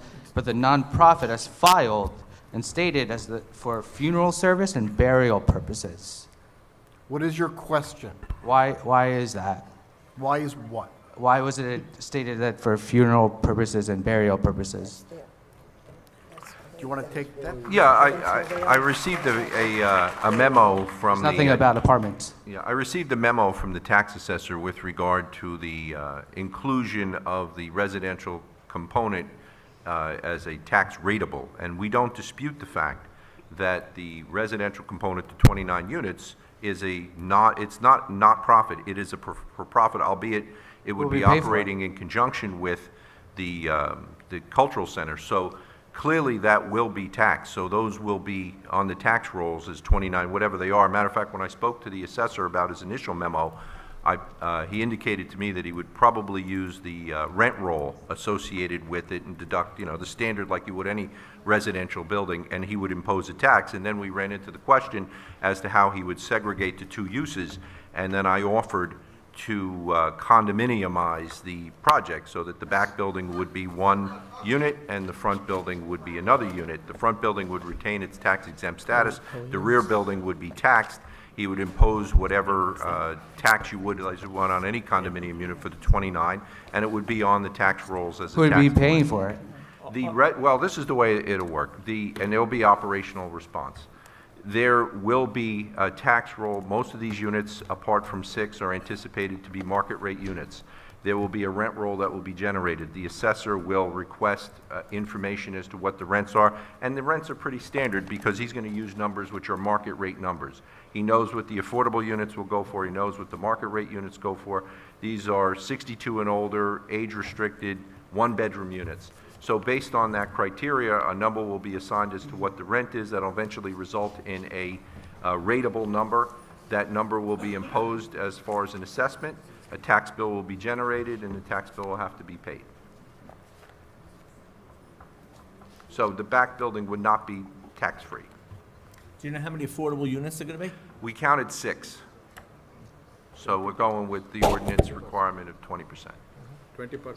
And just so I want to clear this up because there was some question as to whether, under federal law, we can't discriminate against anybody that would want to rent one of these units. So if somebody shows up, and we'll affirmatively market the affordable units. So if we have to hire a separate company to do the affirmative marketing, and likewise, if the town has a list, then we will use whatever affirmative marketing. Our goal is to provide 6 affordable units so the town can take credit for that in meeting its, I guess, anticipated 4th round obligation.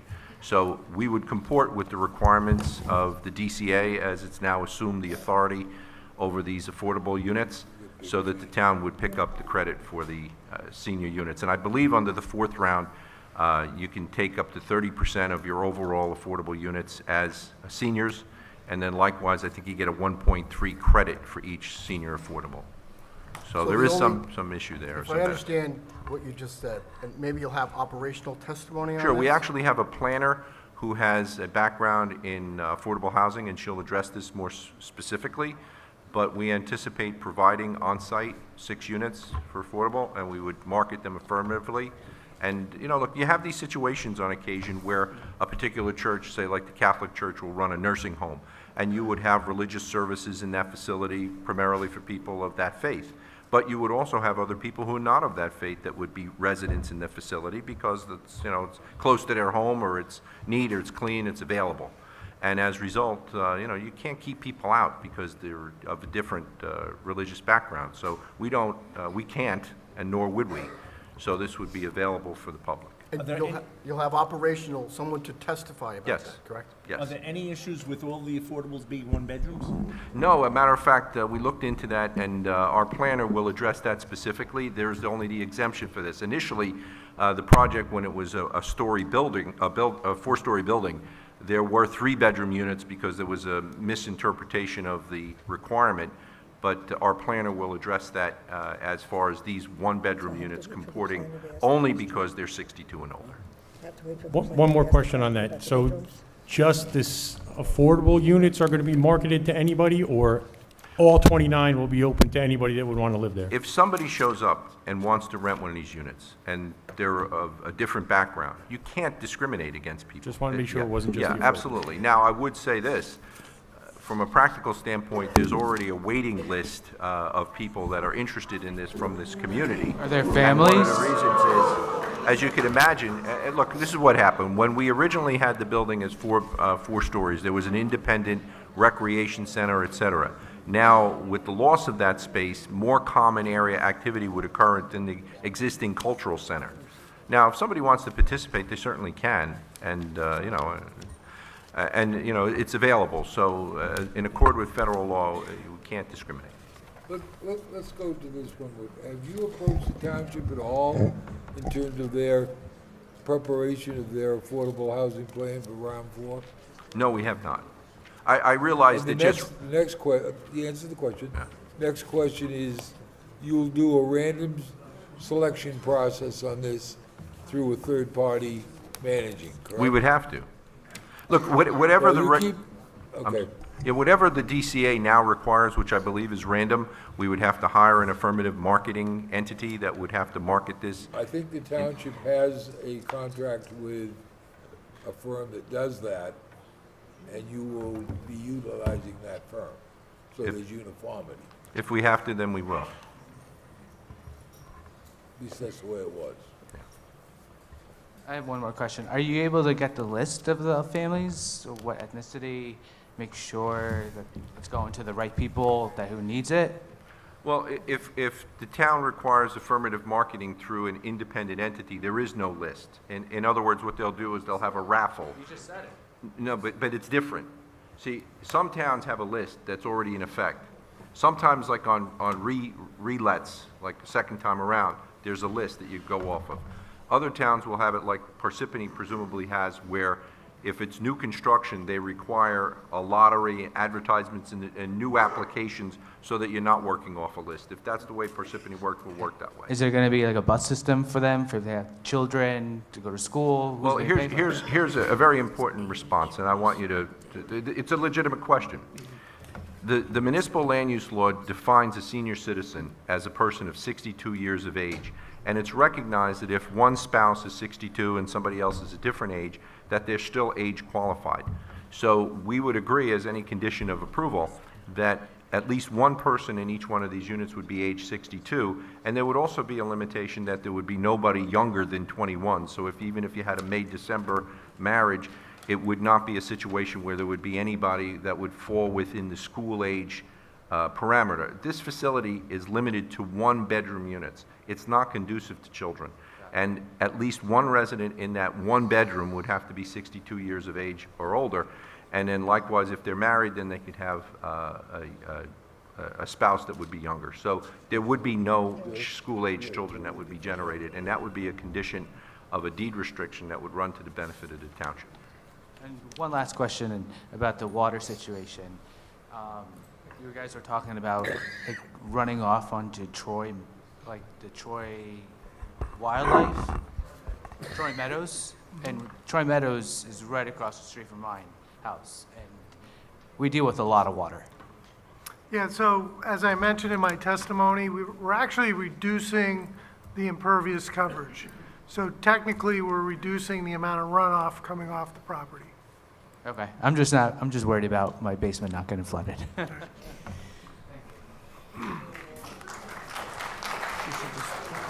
Again, please state your name, spell your last name, and give the board your address, please. Good evening. Michael Lavelle, last name L-A, V as in Victor, E-L-L-E. I live on Preston Road in Parsippany. First question, you said that the apartments cannot be discriminated against for any applicants. Did I hear that correctly? Yeah, under federal law, we can't discriminate against people because of their age, their sex, et cetera, or religious affiliations. Sure. I'm having a hard time understanding how that reconciles with them being age-restricted units. How can you... You know, it's interesting that you say that. It's because there's a federal law that specifically permits discrimination because of age, and the statute actually recognizes 55 and older as being that demarcation. So that was a question that was actually presented to the Supreme Court, and the decision that eventually came down from the United States Supreme Court was that you can discriminate because of age in this limited situation for senior housing only. Are you aware of other projects that were originally age-restricted but then eventually opened up to be non-age-restricted? Am I personally aware of any such projects? I am not. Do I know that such projects exist? Yes, I do. Okay. What would be the effect on the project if the age restriction were to change? As relates to this particular board, when acting as a use variance, their approval would be conditioned on this restriction. The restriction would be incorporated into a deed limitation, which could be enforced by the township as a condition of a resolution of approval. If the condition was vacated by whatever future action, which generally would not happen, then the approval itself would be void. And I'm certain that if the board approved the application, there would be a condition that if any of the limitations cited in the resolution were eliminated, that the approval would be vacated. So the entire project would rest. Now, the situation that you're discussing was situations where by ordinance there was limitations as far as age, but it was not by variance. It was by limitation by ordinance, which there was a statute that came about during the Corzine administration where they lifted that. Thank you. Question for Mr. Walker. You said you've been a professional engineer for over 30 years and you've previously testified in front of this board and other boards. Is that correct? That's correct. In your previous testimony, is it typical for an applicant to have, it sounds like 13 or 14 requested variances as well as 8 or 9 non-conforming existing conditions? Yeah, I mean, it kind of snowballs when you're in a zone where your use and the previous use doesn't comply. And then setbacks, everything snowballs. So as we testified, a lot of the situations that we have are pre-existing non-conforming. So, and what we're proposing doesn't conform with the zone, so that merits a use variance. Sure, thank you. Do you think that zoning codes in general provide a benefit to the residents of the town to have the structure of the neighborhood, size, lights, a lot of the things you've talked about? Do you think that the zoning codes generally serve the neighborhood? In most circumstances, I believe so, yeah. But here with 13 or 14 variances, you think that many exceptions are warranted? Well, we're going to have a lot of witnesses discussing this project. Sure. I'm just asking you, based on your opinion, your expertise and 30 years, in your personal opinion, do you believe that 13 or 14 variances plus 8 or 9 non-conforming conditions, that's warranted here? I think once we go through the process, I think the board will see the reasoning behind our application. Thank you. And last question, Mr. Walker. Do you only testify for developers, or what percentage of the time would you say you testify for against development? I don't testify against development. So you only testify on behalf of developers? Correct. Thank you.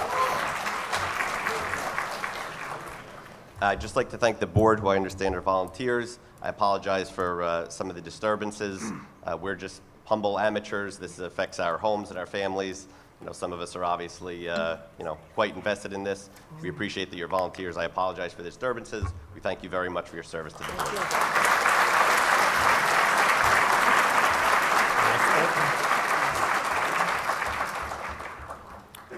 State your name, spell your last name, and give the board your address. David Egarian, E-G-A-R-I-A-N, 4 Benjamin Court. I have a quick question for Mr. Walker. Benjamin Court is about 1,500 feet to the north of the project site.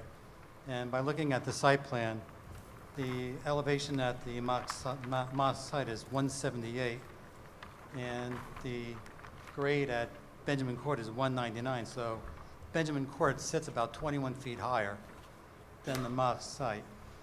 So if I use the 40.6 feet building height and add that to your Moss site, the top of your building is about 17 feet higher than my street. So my question is, has a sightline analysis or a graphic been produced from points north, south, and west that would depict from various vantage points the visibility of the building from those various vantage points? We have not done that study.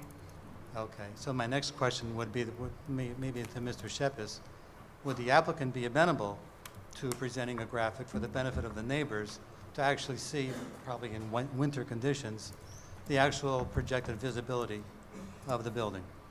I can't answer that as I sit here, but I can certainly take it up with my client and see if we can commission that analysis. And just so I'm clear, I want to just take this down. What did you say the elevation was on Benjamin Court? Well, this is off Google Earth, so yeah. I had it at 199. And off your site plan, Mr. Walker, it's 178. So that puts it at 21 feet higher. You don't know the datum on that, do you, Dave? It's not NAD 88. All right, 170, okay. We'll look into that, and if we can commission that, we will. Okay, thank you.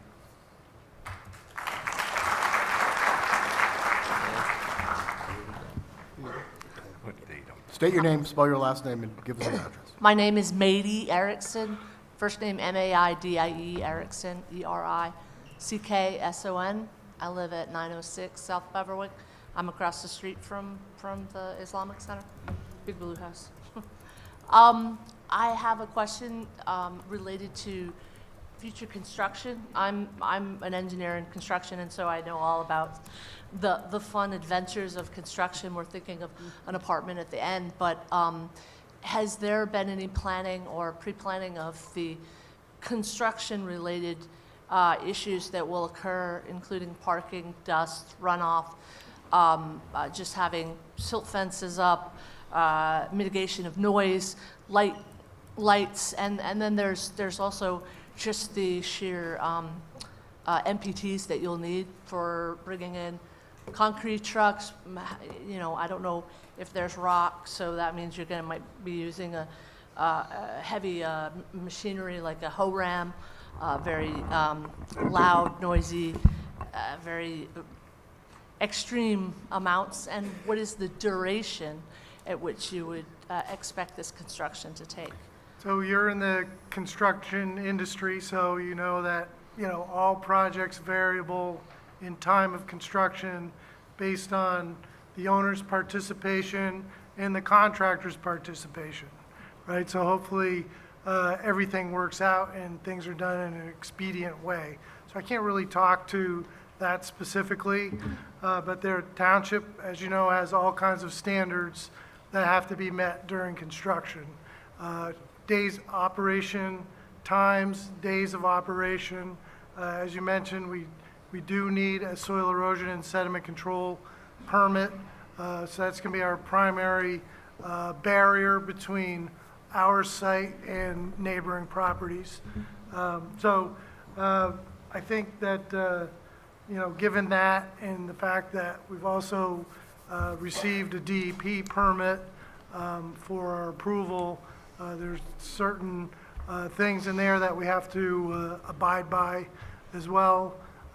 So there's a lot of agencies that we have to deal with, a lot of rules, a lot of regulations that have to be followed. And so it's up to the applicant and his contractor to follow those rules and be respectful to the neighborhood. Just one follow-up question. Thank you for your answer. Having to do with like parking and MPT, maintenance and protection of traffic, would that also be something that would be submitted to the town for their approval prior to any construction? So before or during construction? Yes, sir. Yeah, we'll be vetting that out through this process. So that'll be discussed thoroughly, you know, what's the activity level of the site during construction? Those questions need to be answered. It was brought up in one of the recent reports that we received. So we're not going to be able to address that tonight, but we will address it. Thank you.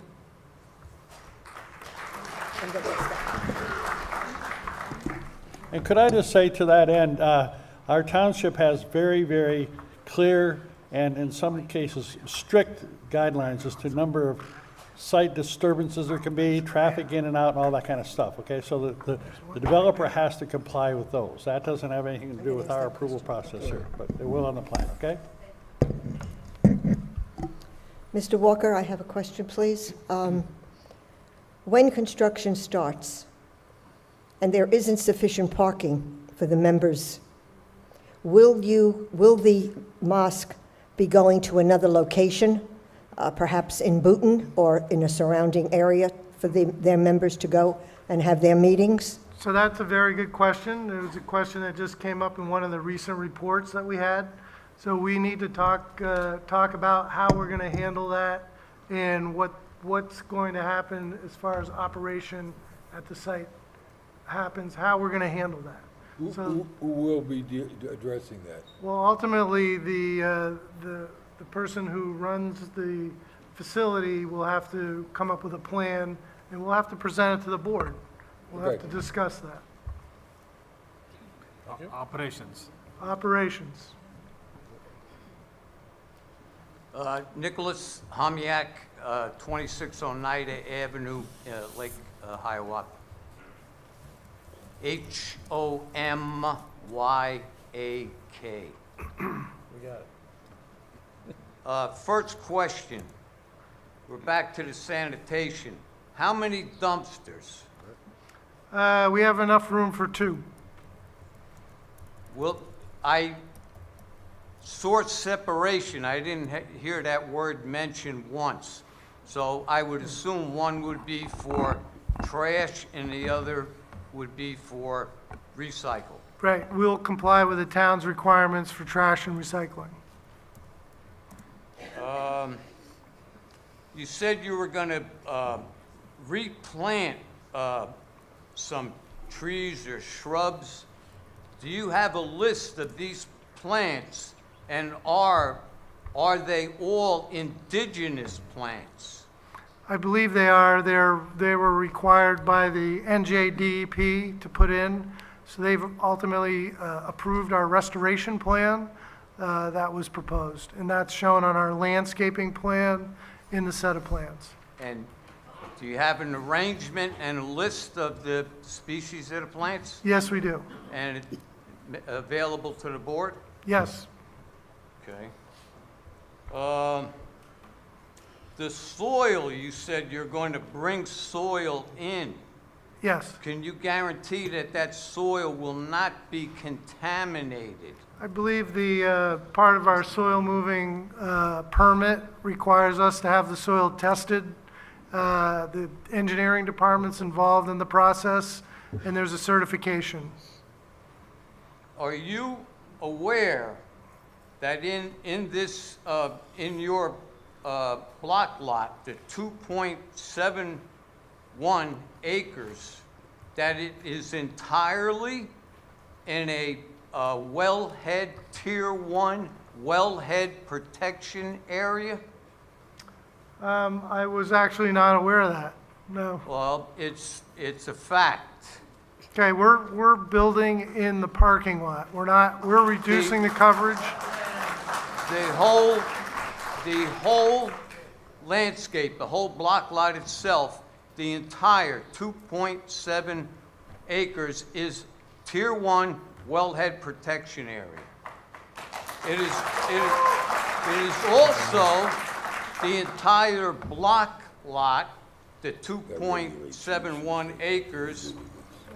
Are you aware that it is an open water protection area? Yes. Let me see here. Are you aware of a supreme lighting ordinance known as dark sky ordinance? Well, the municipal ordinance follows that as well. So that, basically what that says is that all the lighting should be downwardly lit.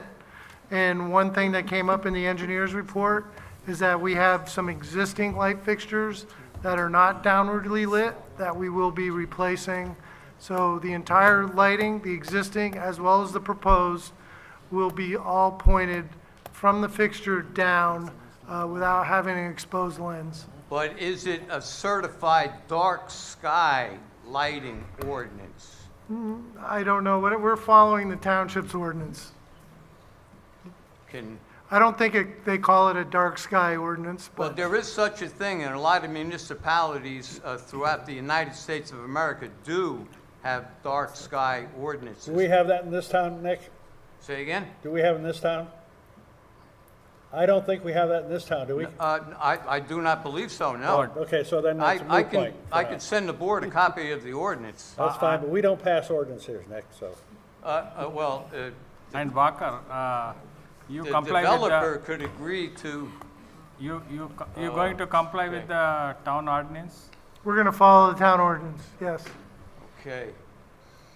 Okay, so are you aware now that it is a Tier 1 wellhead protection area? I am.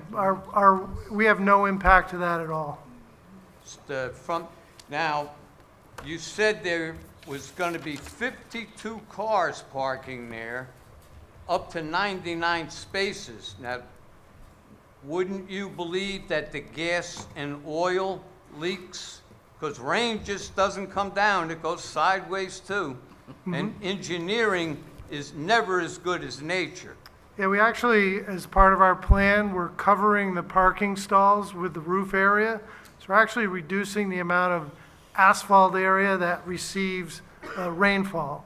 So our water quality runoff is actually better than what was proposed, and we actually have less parking than what's on the site today. So there's more cars that would park there today than when we're done with the project. But you don't think that Outside. you do not believe that 99 spaces or 52 cars with gas and oil would have any effect on that wellhead protection area or that open waters protection zone? Currently, there's between 111 and 120 on the site, parking spaces. So we'll have less parking. All right, I'll leave it at that. I have a question because you're giving testimony about the parking, right? Are you the parking expert? We're going to have our traffic engineer do a Right, full discussion. Because you're making statements about that there's going to be more spots and whatever, but when you get into the nitty-gritty, if you're going to have 29 units, you might have 50 residents, they're going to be taking those spots, and then you're going to have people coming for celebrations and for worship, so you're going to be less. So if you're the one who's going to tell, if you're going to make those claims, are you the right guy? Did you have a question? I'm sorry. Well, you're making statements to the public.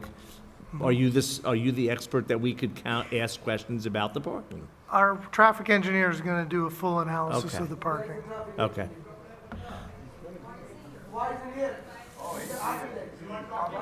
He's here.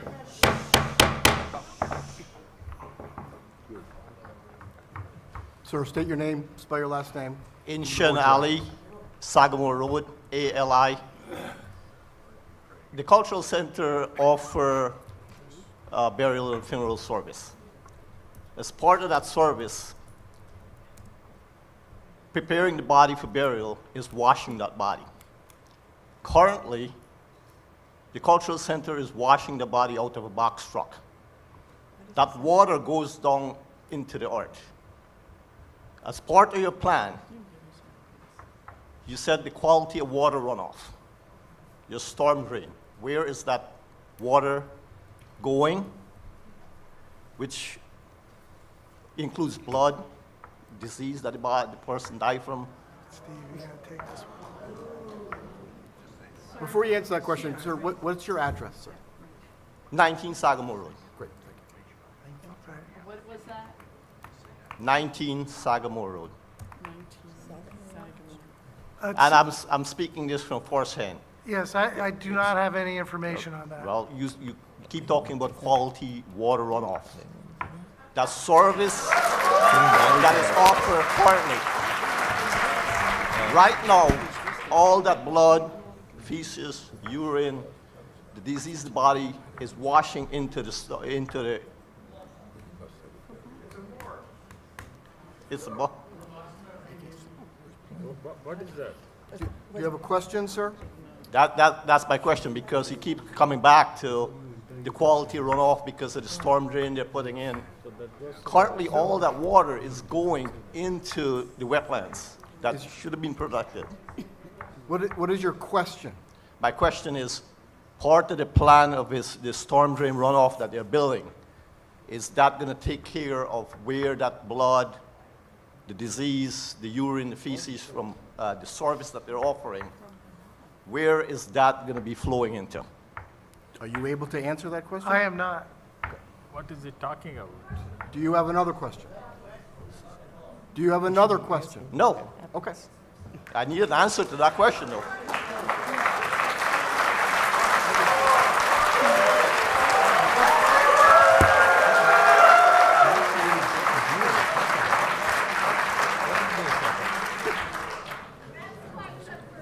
Serena Joe, 55 Bordeaux Drive in Parsippany. You mentioned that a percentage of the project is the condo taxable piece and a percentage is the tax exempt piece. What are those percentages? Based on my conversation with the tax assessor, one building, the residential building, would be one unit. The front building, as it exists today, is presently tax exempt. The tax assessor would impose an assessment evaluation on the residential building based upon the anticipated rent roll. He would utilize market rate figures based upon what one-bedroom age-restricted units go for in the immediate area. He actually was rattling numbers off at me, like $2,300 a month, then the affordables would be about $1,200 a month. So he knows these numbers. And he said, based upon those number of units, I would come up with an assessment, and then I would impose a tax bill on the entire building. Now, as far as your question, what percentages? It's not a matter of percentages. One building would be tax exempt because it is today for the religious purpose, the cultural center, and the other building would be taxed. I So- understand. yeah. I'm So trying to there's no determine percentages. what part is the It's percentage the that entire- the taxpayers The will. entire back building would be subject to an assessment and taxes. So I can't prorate it as far as, what's there today would be tax exempt.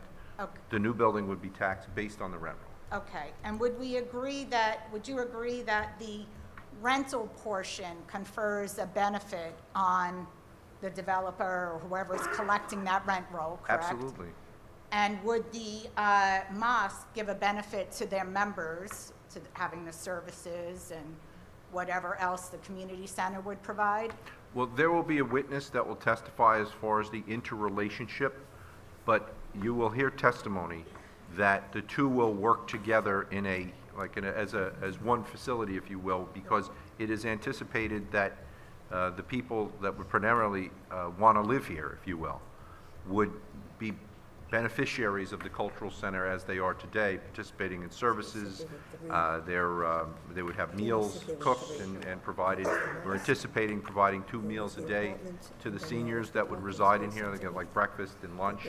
And then there would be other social activities, interaction, and then whatever religious activities. So you'd be going between the 2 buildings. So we understand the residents would have benefits of the building, and the people collecting the rent roll would, of course, have benefits. What are the benefits of this proposed construction to all of the local residents here today? You know, I'm glad you asked that question. And when you turn to the municipal land use law, there are certain uses that are listed as being inherently beneficial. There are also cases that interpret what inherently beneficial uses are.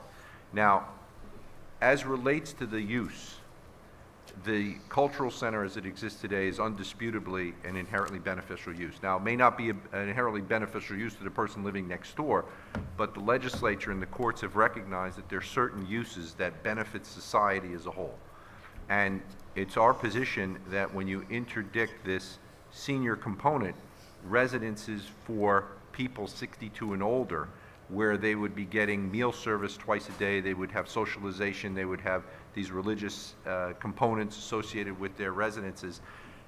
The courts have generally found that that type of interaction, services in conjunction with senior housing represents an inherently beneficial use. So to answer your question, it's not necessarily the law that it's a benefit to the people next door or even the surrounding neighborhood, because there are certain uses which are recognized as inherently beneficial, which don't benefit the immediate neighborhood, but potentially benefit society as a whole, such as like if you live next door to Morristown Memorial Hospital. It may not be a good thing to hear ambulances coming at 3 a.m., but if you've got a health problem, you want to make sure that there's somewhere to go within 5 minutes so that you don't die. I think that And you're there going to are have, a you're going to lot have of Yes, people- yes, testimony we're gonna have a in professional support of plan. the argument That's that you correct. just made. That's And it's correct. ultimately going to be for the board to determine whether this separate use is inherently beneficial. That's absolutely correct. It's up to the board, Thank you. based on the law. And if environmental conditions do worsen during this due to this project, what recourse will the parties have? Maybe you could clarify that a little bit.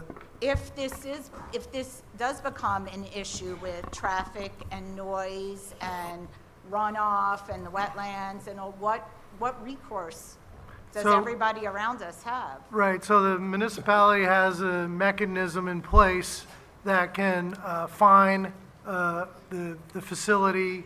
They can stop activities on the site if they're not following up with the fines and remediating things that have gotten out of hand over time. So that's where your zoning official comes in and your construction inspectors come in.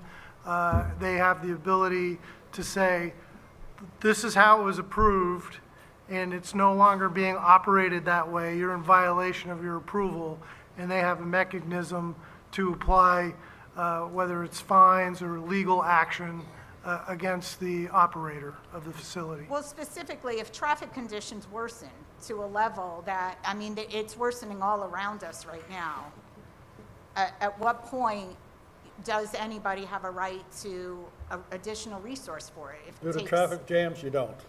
I'm sorry? Due to traffic jams, you don't. You don't have any recourse if there's traffic jams. There's no recourse, right? There you And the go. same with the lighting. If the lighting, you mentioned this downward lighting, does that mean it's invisible to the neighbors around it? So the lighting levels are measured as foot candles on the ground, right? So it would be romantic for them? Maybe. That's clever. Might be. Very clever. And with respect to children, so I understand that with the proposed construction as it is, there are supposed to be no children living, but you did mention that there have been exceptions to projects where, you know, it's been expanded to include children. What would happen to our already crowded schools Well- if people start bringing in children that are now going to be attended? Okay, now, let me just clarify something. I never said that. The gentleman who posed the question raised that as an issue, and I'll just reiterate what I told him. In this particular project, we would condition any approval by the board that there would be a deed restriction running to the benefit of the township that would limit occupancy to a principal resident of each of the units of age 62 or older. Now, they could have a spouse that would be younger. You know, in those situations, that's recognized as still being age component.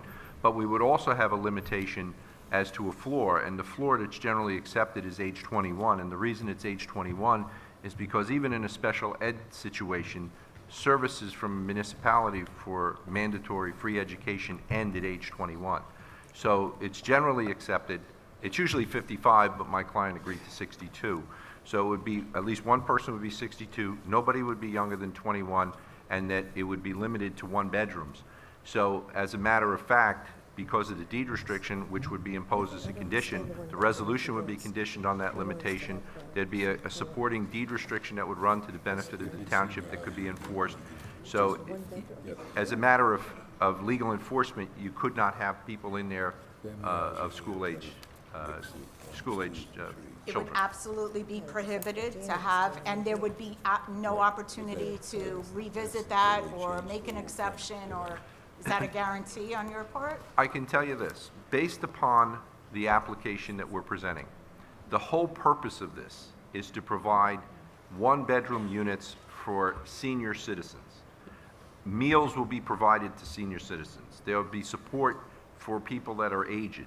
The building is being designed for people of that age group. There's no playgrounds.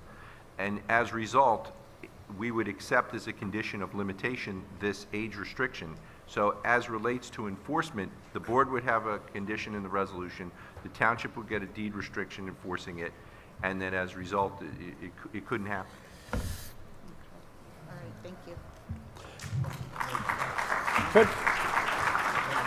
Could I intervene here 1 minute? The previous witness or resident was questioning some procedures that are performed in the current existing structure, I believe, correct?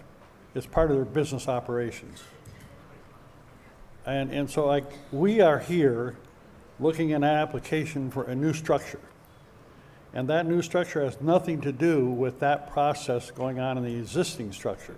Is that correct or not correct, Mr. Walker? I personally don't have any information. We have a witness that would address that question. I would Okay. assume so, but I don't have that information. Okay, So I thank can you. affirmatively represent it one way or the other.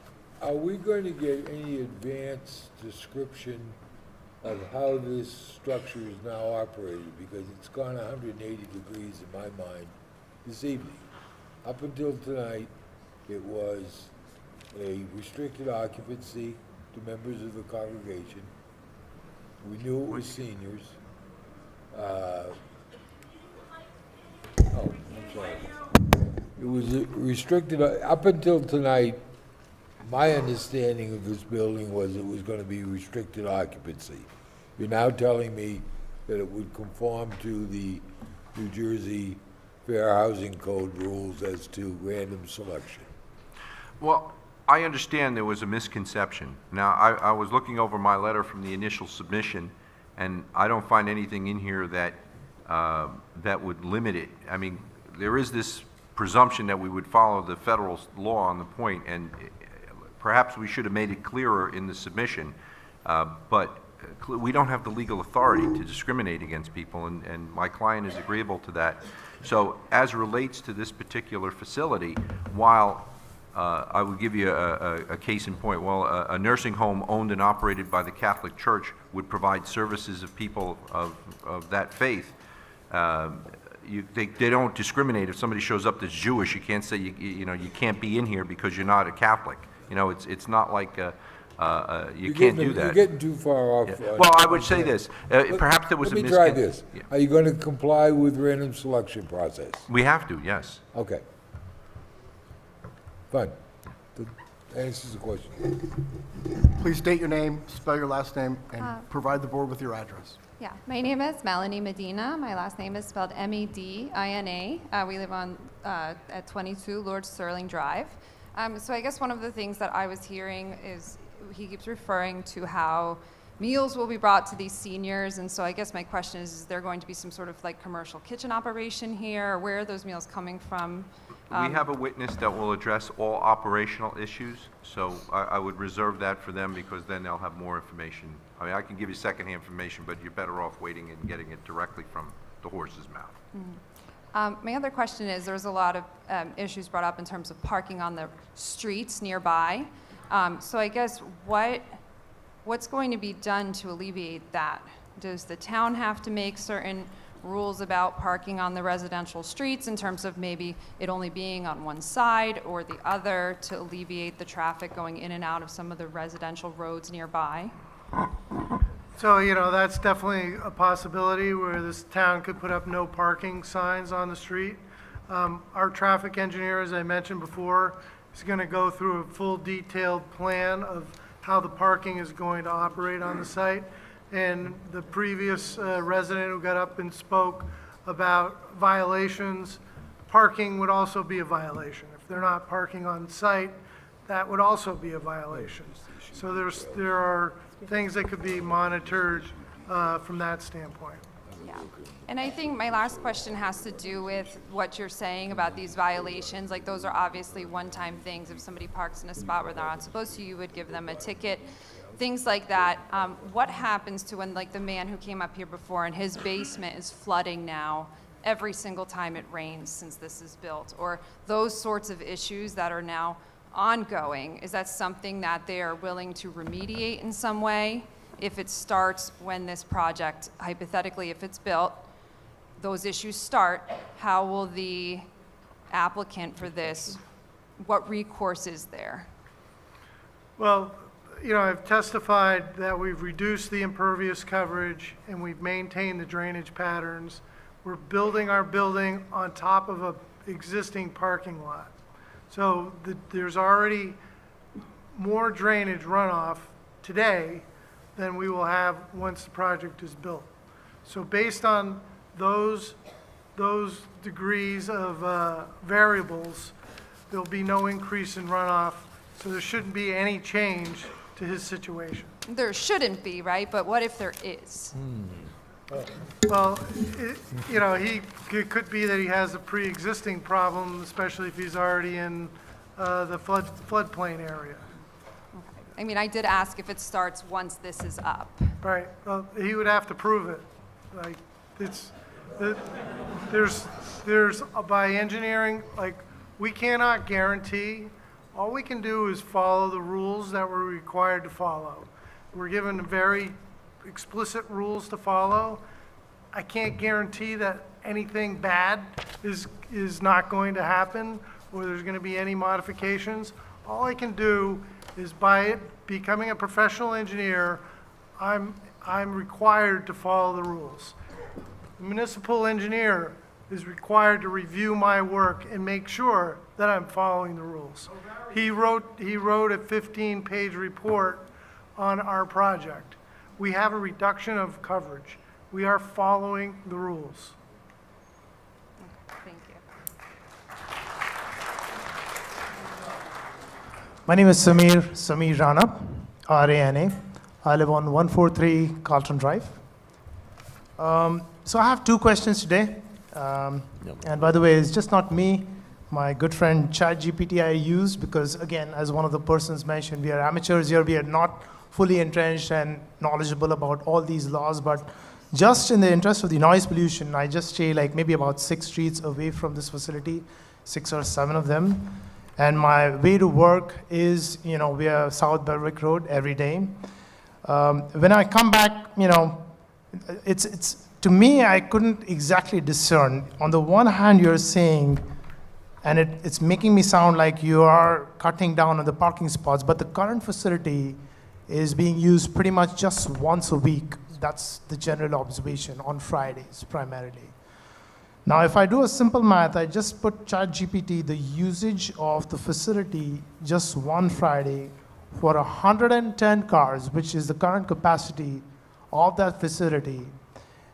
going in and coming out, what's the carbon footprint? ChatGPT came back saying it's 4,472 pounds for 52 weeks. So Do for you an have year, the annual Do you have a generation. question? Yeah, my question, the question follows is, and just I'm giving you a perspective here. Now, on the other hand, you're saying that it's going to be a full-blown residential multi-story unit with 99 spots, which makes us think, wow, it's fewer, so the pollution should be less.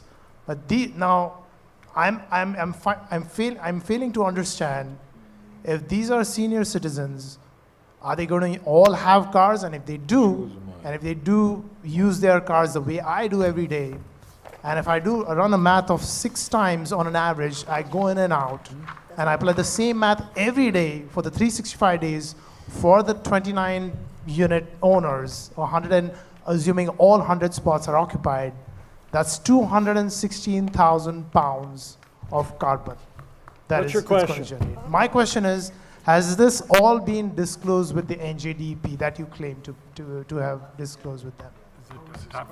And this is just the carbon footprint. I'm talking about the carbon footprint of comparison of 4,000 pounds to 216,000 pounds annually.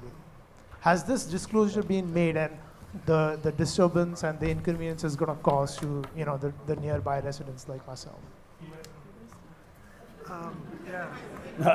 Not a clue. Has this disclosure been made to the NJDEP? That's my simple question. The carbon footprint is not in the municipal ordinance.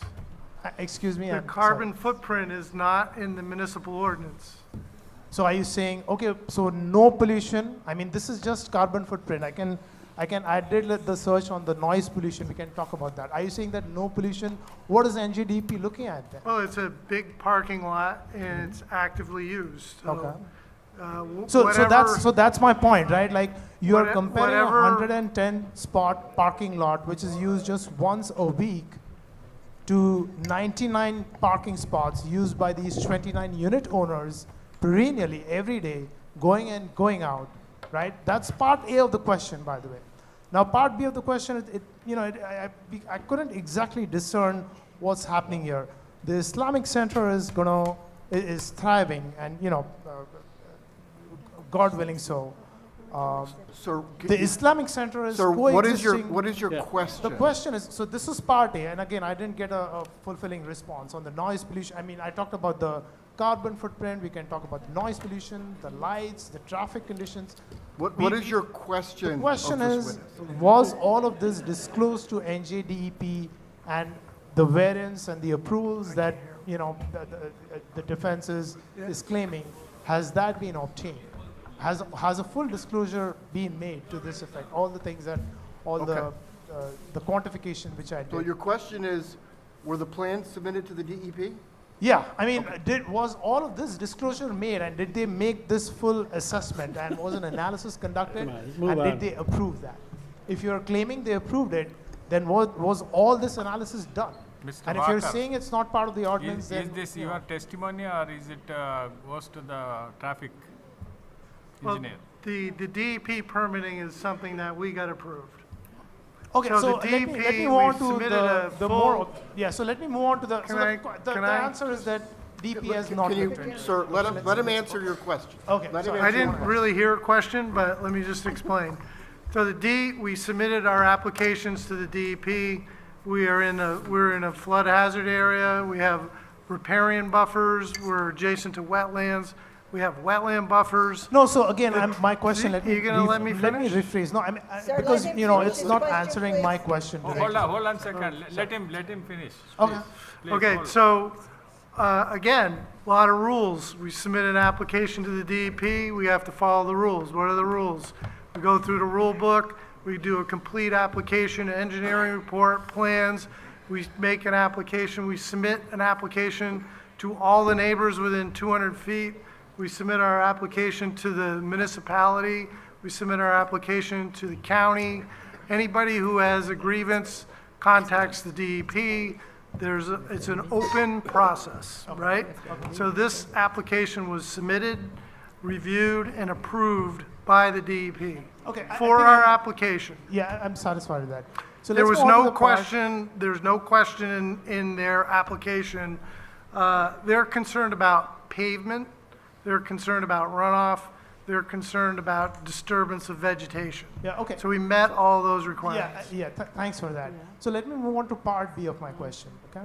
So I'm finding it hard to understand that current usage of the facility is by the attendees of the Islamic Center, which let's assume the 110 parking spots.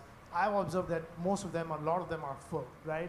Now, are you saying that you're layering on top of that the 29 unit owners and their cars, and together you're reducing the number of spots to 99, and now you'll be able to accommodate both the groups, the one who are going to reside there and the one who... Well, you'll see as the testimony goes on, we're going to have other experts talk about how the site's going to operate. I don't want to get into it right now.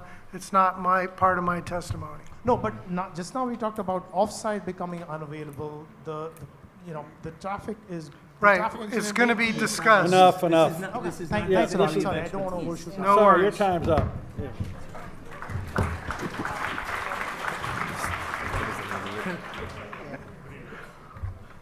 My name is Anthony Rio, R-E-O. I live on Preston Didn't have a Road. question. My name is Anthony Rio, R-E-O. I live on Preston Road. So, I am a retired firefighter of 26 years, that paid fire for 26, and retired 14 years. So I want to understand something with the property in the wetlands in the rear of the building. So where is the property line and where is the wetlands? How many feet are going to be behind the wetlands so that if a fire truck has to get in and turn around and or fight a fire with an aerial apparatus, which needs 100 feet behind the property minimum, to put up an aerial ladder to do a rescue to save people in this residence? So I'm not going to talk about how the fire department's going to fight a fire. If you would like to bring that up with the fire department, feel free to go meet them and discuss your concerns with them. They have reviewed our application, they came back with some comments, and we're addressing them. My question to you was, how many feet of hard land are you going to have behind the property? So That was we the have, question. So answer the question. I will.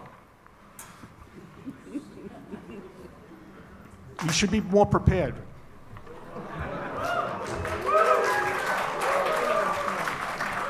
Both of you should be more prepared.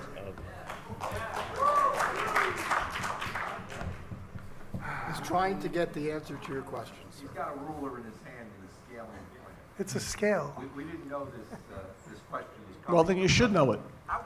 You're coming in here and you keep saying all night long, Sir, I don't know the sir, answer get- to this sir, question. sir. I'll get a professional to tell you the Mi- mi- answer. sir, But you sir, haven't sir, provided please an answer let to him- most questions. Please let him answer your question. Answer the question.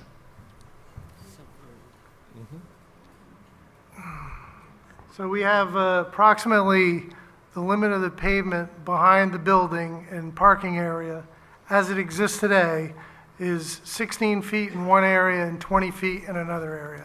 So And you're that's telling me going the to be back of the removed. building is 16 feet, so you need 100 foot to put up an aerial ladder. And then you're going to be encroaching on wetlands, which a fire apparatus is going to sink. Well, So you're telling me that the building residents I don't could think the possibly fire die? department has any vision of driving behind this building Well, why did you say that the fire engine can go under the building? because it can access its way out But through. you can't, what's it going to do back It there? doesn't, It can't the do fire nothing. truck doesn't always It go on can't the do site nothing. when there's a fire. Did you ever fight a fire? I have never fought a fire, that's why I Then you don't know what you're suggested talking about. that you go talk to the fire department. You don't know what you're talking about then. I don't, that's why I want That's you why. to go talk to the fire I department. don't have to. I've been there. Okay. I've done it. Well, they I have did a- it for Sir, 26 years, sir. If you have a question, All right, you have no idea what you're talking about. Now, we have 29 units. How many cars are you accommodating for these units? I would think that every unit should have two parking No, spots. it's age restricted. Our traffic engineer It is two going to cars. talk about. Everybody has two cars. My wife's car, my car. That's 58 cars out of 99 spots. Okay? On my block on Preston Road, on Friday, there were 120 spots taken.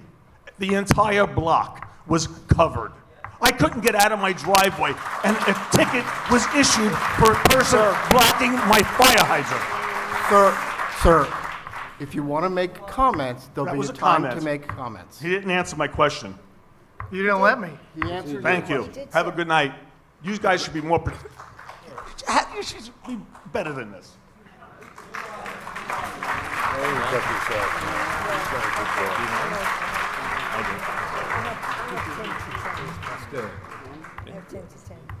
Okay.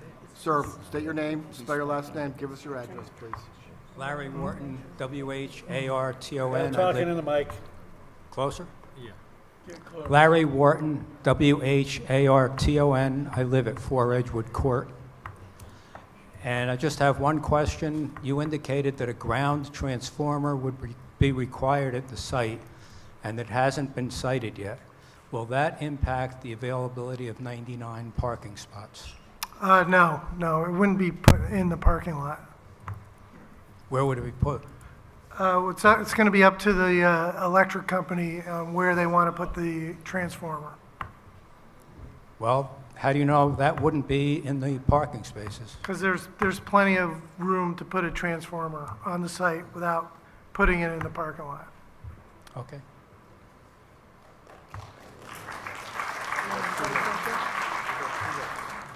Good evening, everyone.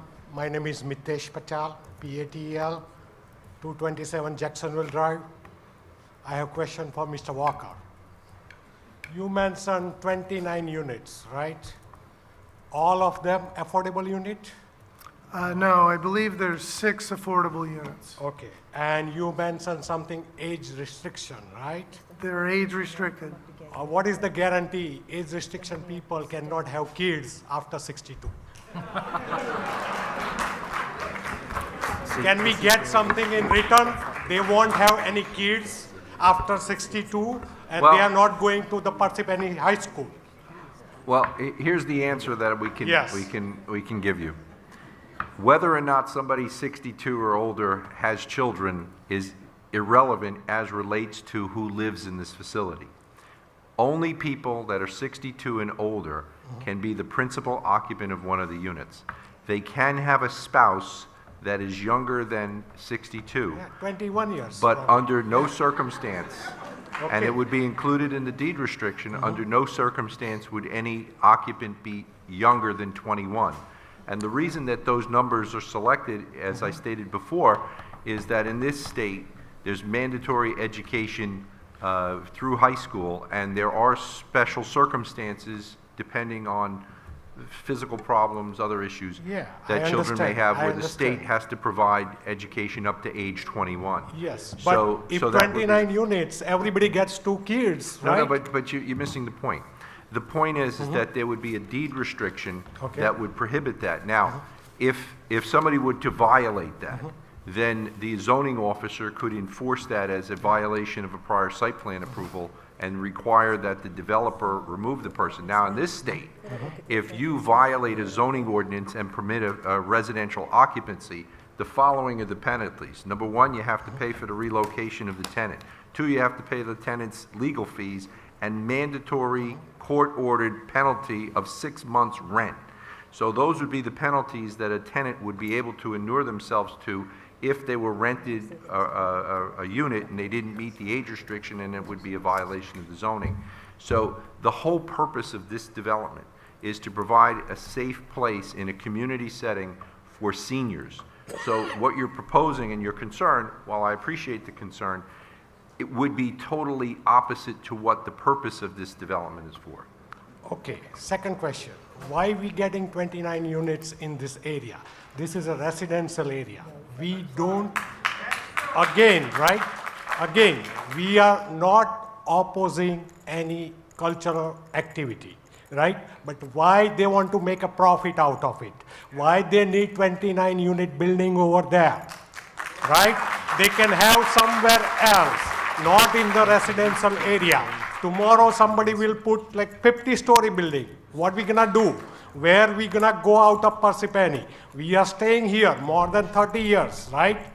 And I think township should take concern. This is not a question. This is not a question. Yeah, my question is why they're putting 29 unit building, right? They don't need 29 units. They need probably 5 or 10 units, Sir, right? Sir, that's why we're listening to testimony, and our board will make a decision once all of the professionals have spoken, and a decision will be made, and perhaps your question will be answered. Perfect. Okay? I Thank think nobody's from here sitting on the stage, right, living in that area. So they don't know what will We know a lot happen about the once area, we sir. get the building out there. I think you should make a decision very wisely so it cannot impact the resident in that area. Mr. Walker, next time you better prepare. You get all your engineers here because we don't want to listen. All right. I don't have traffic Sir, engineer. I don't have this engineer, okay? Thank you so much.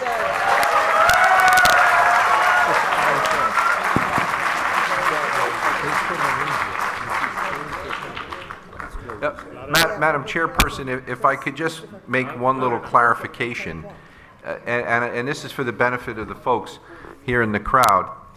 There are many more witnesses to come. We have 4 more witnesses. So Mr. Walker is only one witness. So he doesn't have all the answers because he's not the witness for every aspect of this project.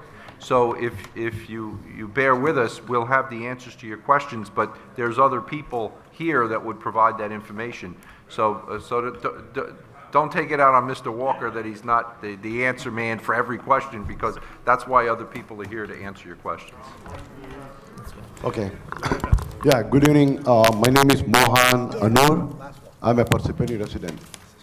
So the question is, you were mentioning that there is a cultural center already, right? So I don't know the cultural center which is there of what faith. I have no idea. And the town has already sanctioned for cultural center, correct? But now in cultural center, why there should be a residential facility coming up? Because cultural center is maybe a worshipping area or a prayer area, something. What's his question? Why the residential area should be coming over there? That's my question. Because I don't have any objection of building the affordable housing, but why only in that area? It's a very good question, and it deserves an answer that's full and complete. Mr. Walker is a professional engineer. He doesn't have that information, but we do have a witness that will talk about that, and I don't think we'll get to him tonight. No, but I'm going to tell you why it is coming up. I have been seeing the trend all over the world. A particular faith, they first build the cultural center, then the residential area, then accumulate the people, then buy all the houses around that, and make their majority, then stand up one congressman. So this is all going on. Okay? This is the trend, not only in America, all over the world. So we need to avoid this. So we don't have any discrimination for anybody. Let us have a cultural center by itself, then affordable housing or residential area in different area. Right? Sir, and also, Sir, I don't hear a question, sir. I'm sorry? I don't hear a question. You didn't hear my question, or? No, you're not asking a question. No, the question is same thing. Why the residential building has to come in the cultural center? Because the town has already approved a cultural center. How can the town can approve residential in the same area? Once it is decided, I have not seen any residential building in the church area, or in the Hindu temple area, or in the Jewish, temple. And I think Mr. Shepard said there'll be testimony as to why they decided to... No, that's why I said, I'm answering to my own question. Okay. This is the trend going on all over the world. No, this is a question as well as a comment, suggestion that the board should not approve this. Thank you. The board should not approve this because this is a trend going on all over the world. Thank you, sir, for Please be coming aware. up. Please be aware. Okay, And that'll- see that Thank that's you. not I love that. Thank you. Mr. Homniak, you've already been up, and you know that you're... I have an important question. Well, you've already been up, sir, and you I know... didn't ask this question. Well- Nick, we're out of time. Mr. Walker, I suspect that Mr. Walker will come back another night and provide additional testimony, at which time you can ask him additional questions. But for now, it's 10 o'clock, National treasure. and we're going to conclude the questioning of Mr. Wong, okay? And I'm going to make a motion to adjourn. Yeah, wait a minute. So yes or no? No, no, you'll have another opportunity. Ms. Jolie, do you have a date for another meeting, please? I do not have a definite date from the Board of Education. I do know May 28th is open. That's the date we're looking at. I'm hoping maybe by our April 23rd meeting, I'll have a definite answer. So if we can maybe carry this application for announcement to April 23rd. You want to carry, when will you have an answer on? I'm hoping I'm going to have an answer. Please, no nice. I'm waiting for the Board of Education to give me the final approval. It has to go through a Board of Education meeting. Okay, so you want to carry for a meeting in April just for the purpose of getting a new date? Just for the announcement of the new date. Yes, to April April 23rd. 23rd? Yes. Okay, do you have a question, Mr. Mills? No question. John Mills, once again. Sorry to belabor the record, but the exchange between the trustee of the Methodist Church and the applicant gave me pause to the point where I think I need to put something of a protective nature on the record. And that is with respect to the notice, which states that overflow parking during religious events is proposed to be on the Methodist Church property. I'm paraphrasing. And that proposed senior residential community and overflow parking on the Methodist Church property are not permitted uses. The notice would create the impression on the casual reader that the Methodist property was indeed available for the purposes of the overflow parking. I'm not asking for a ruling, but I want to preserve the jurisdictional nature of this, of the objection. I understand your concern, Mr. Mills. Thank you. I would like to just clarify one point. We do have written memorandum from the church authorizing us to park on a consensual basis, which could be revoked at any time.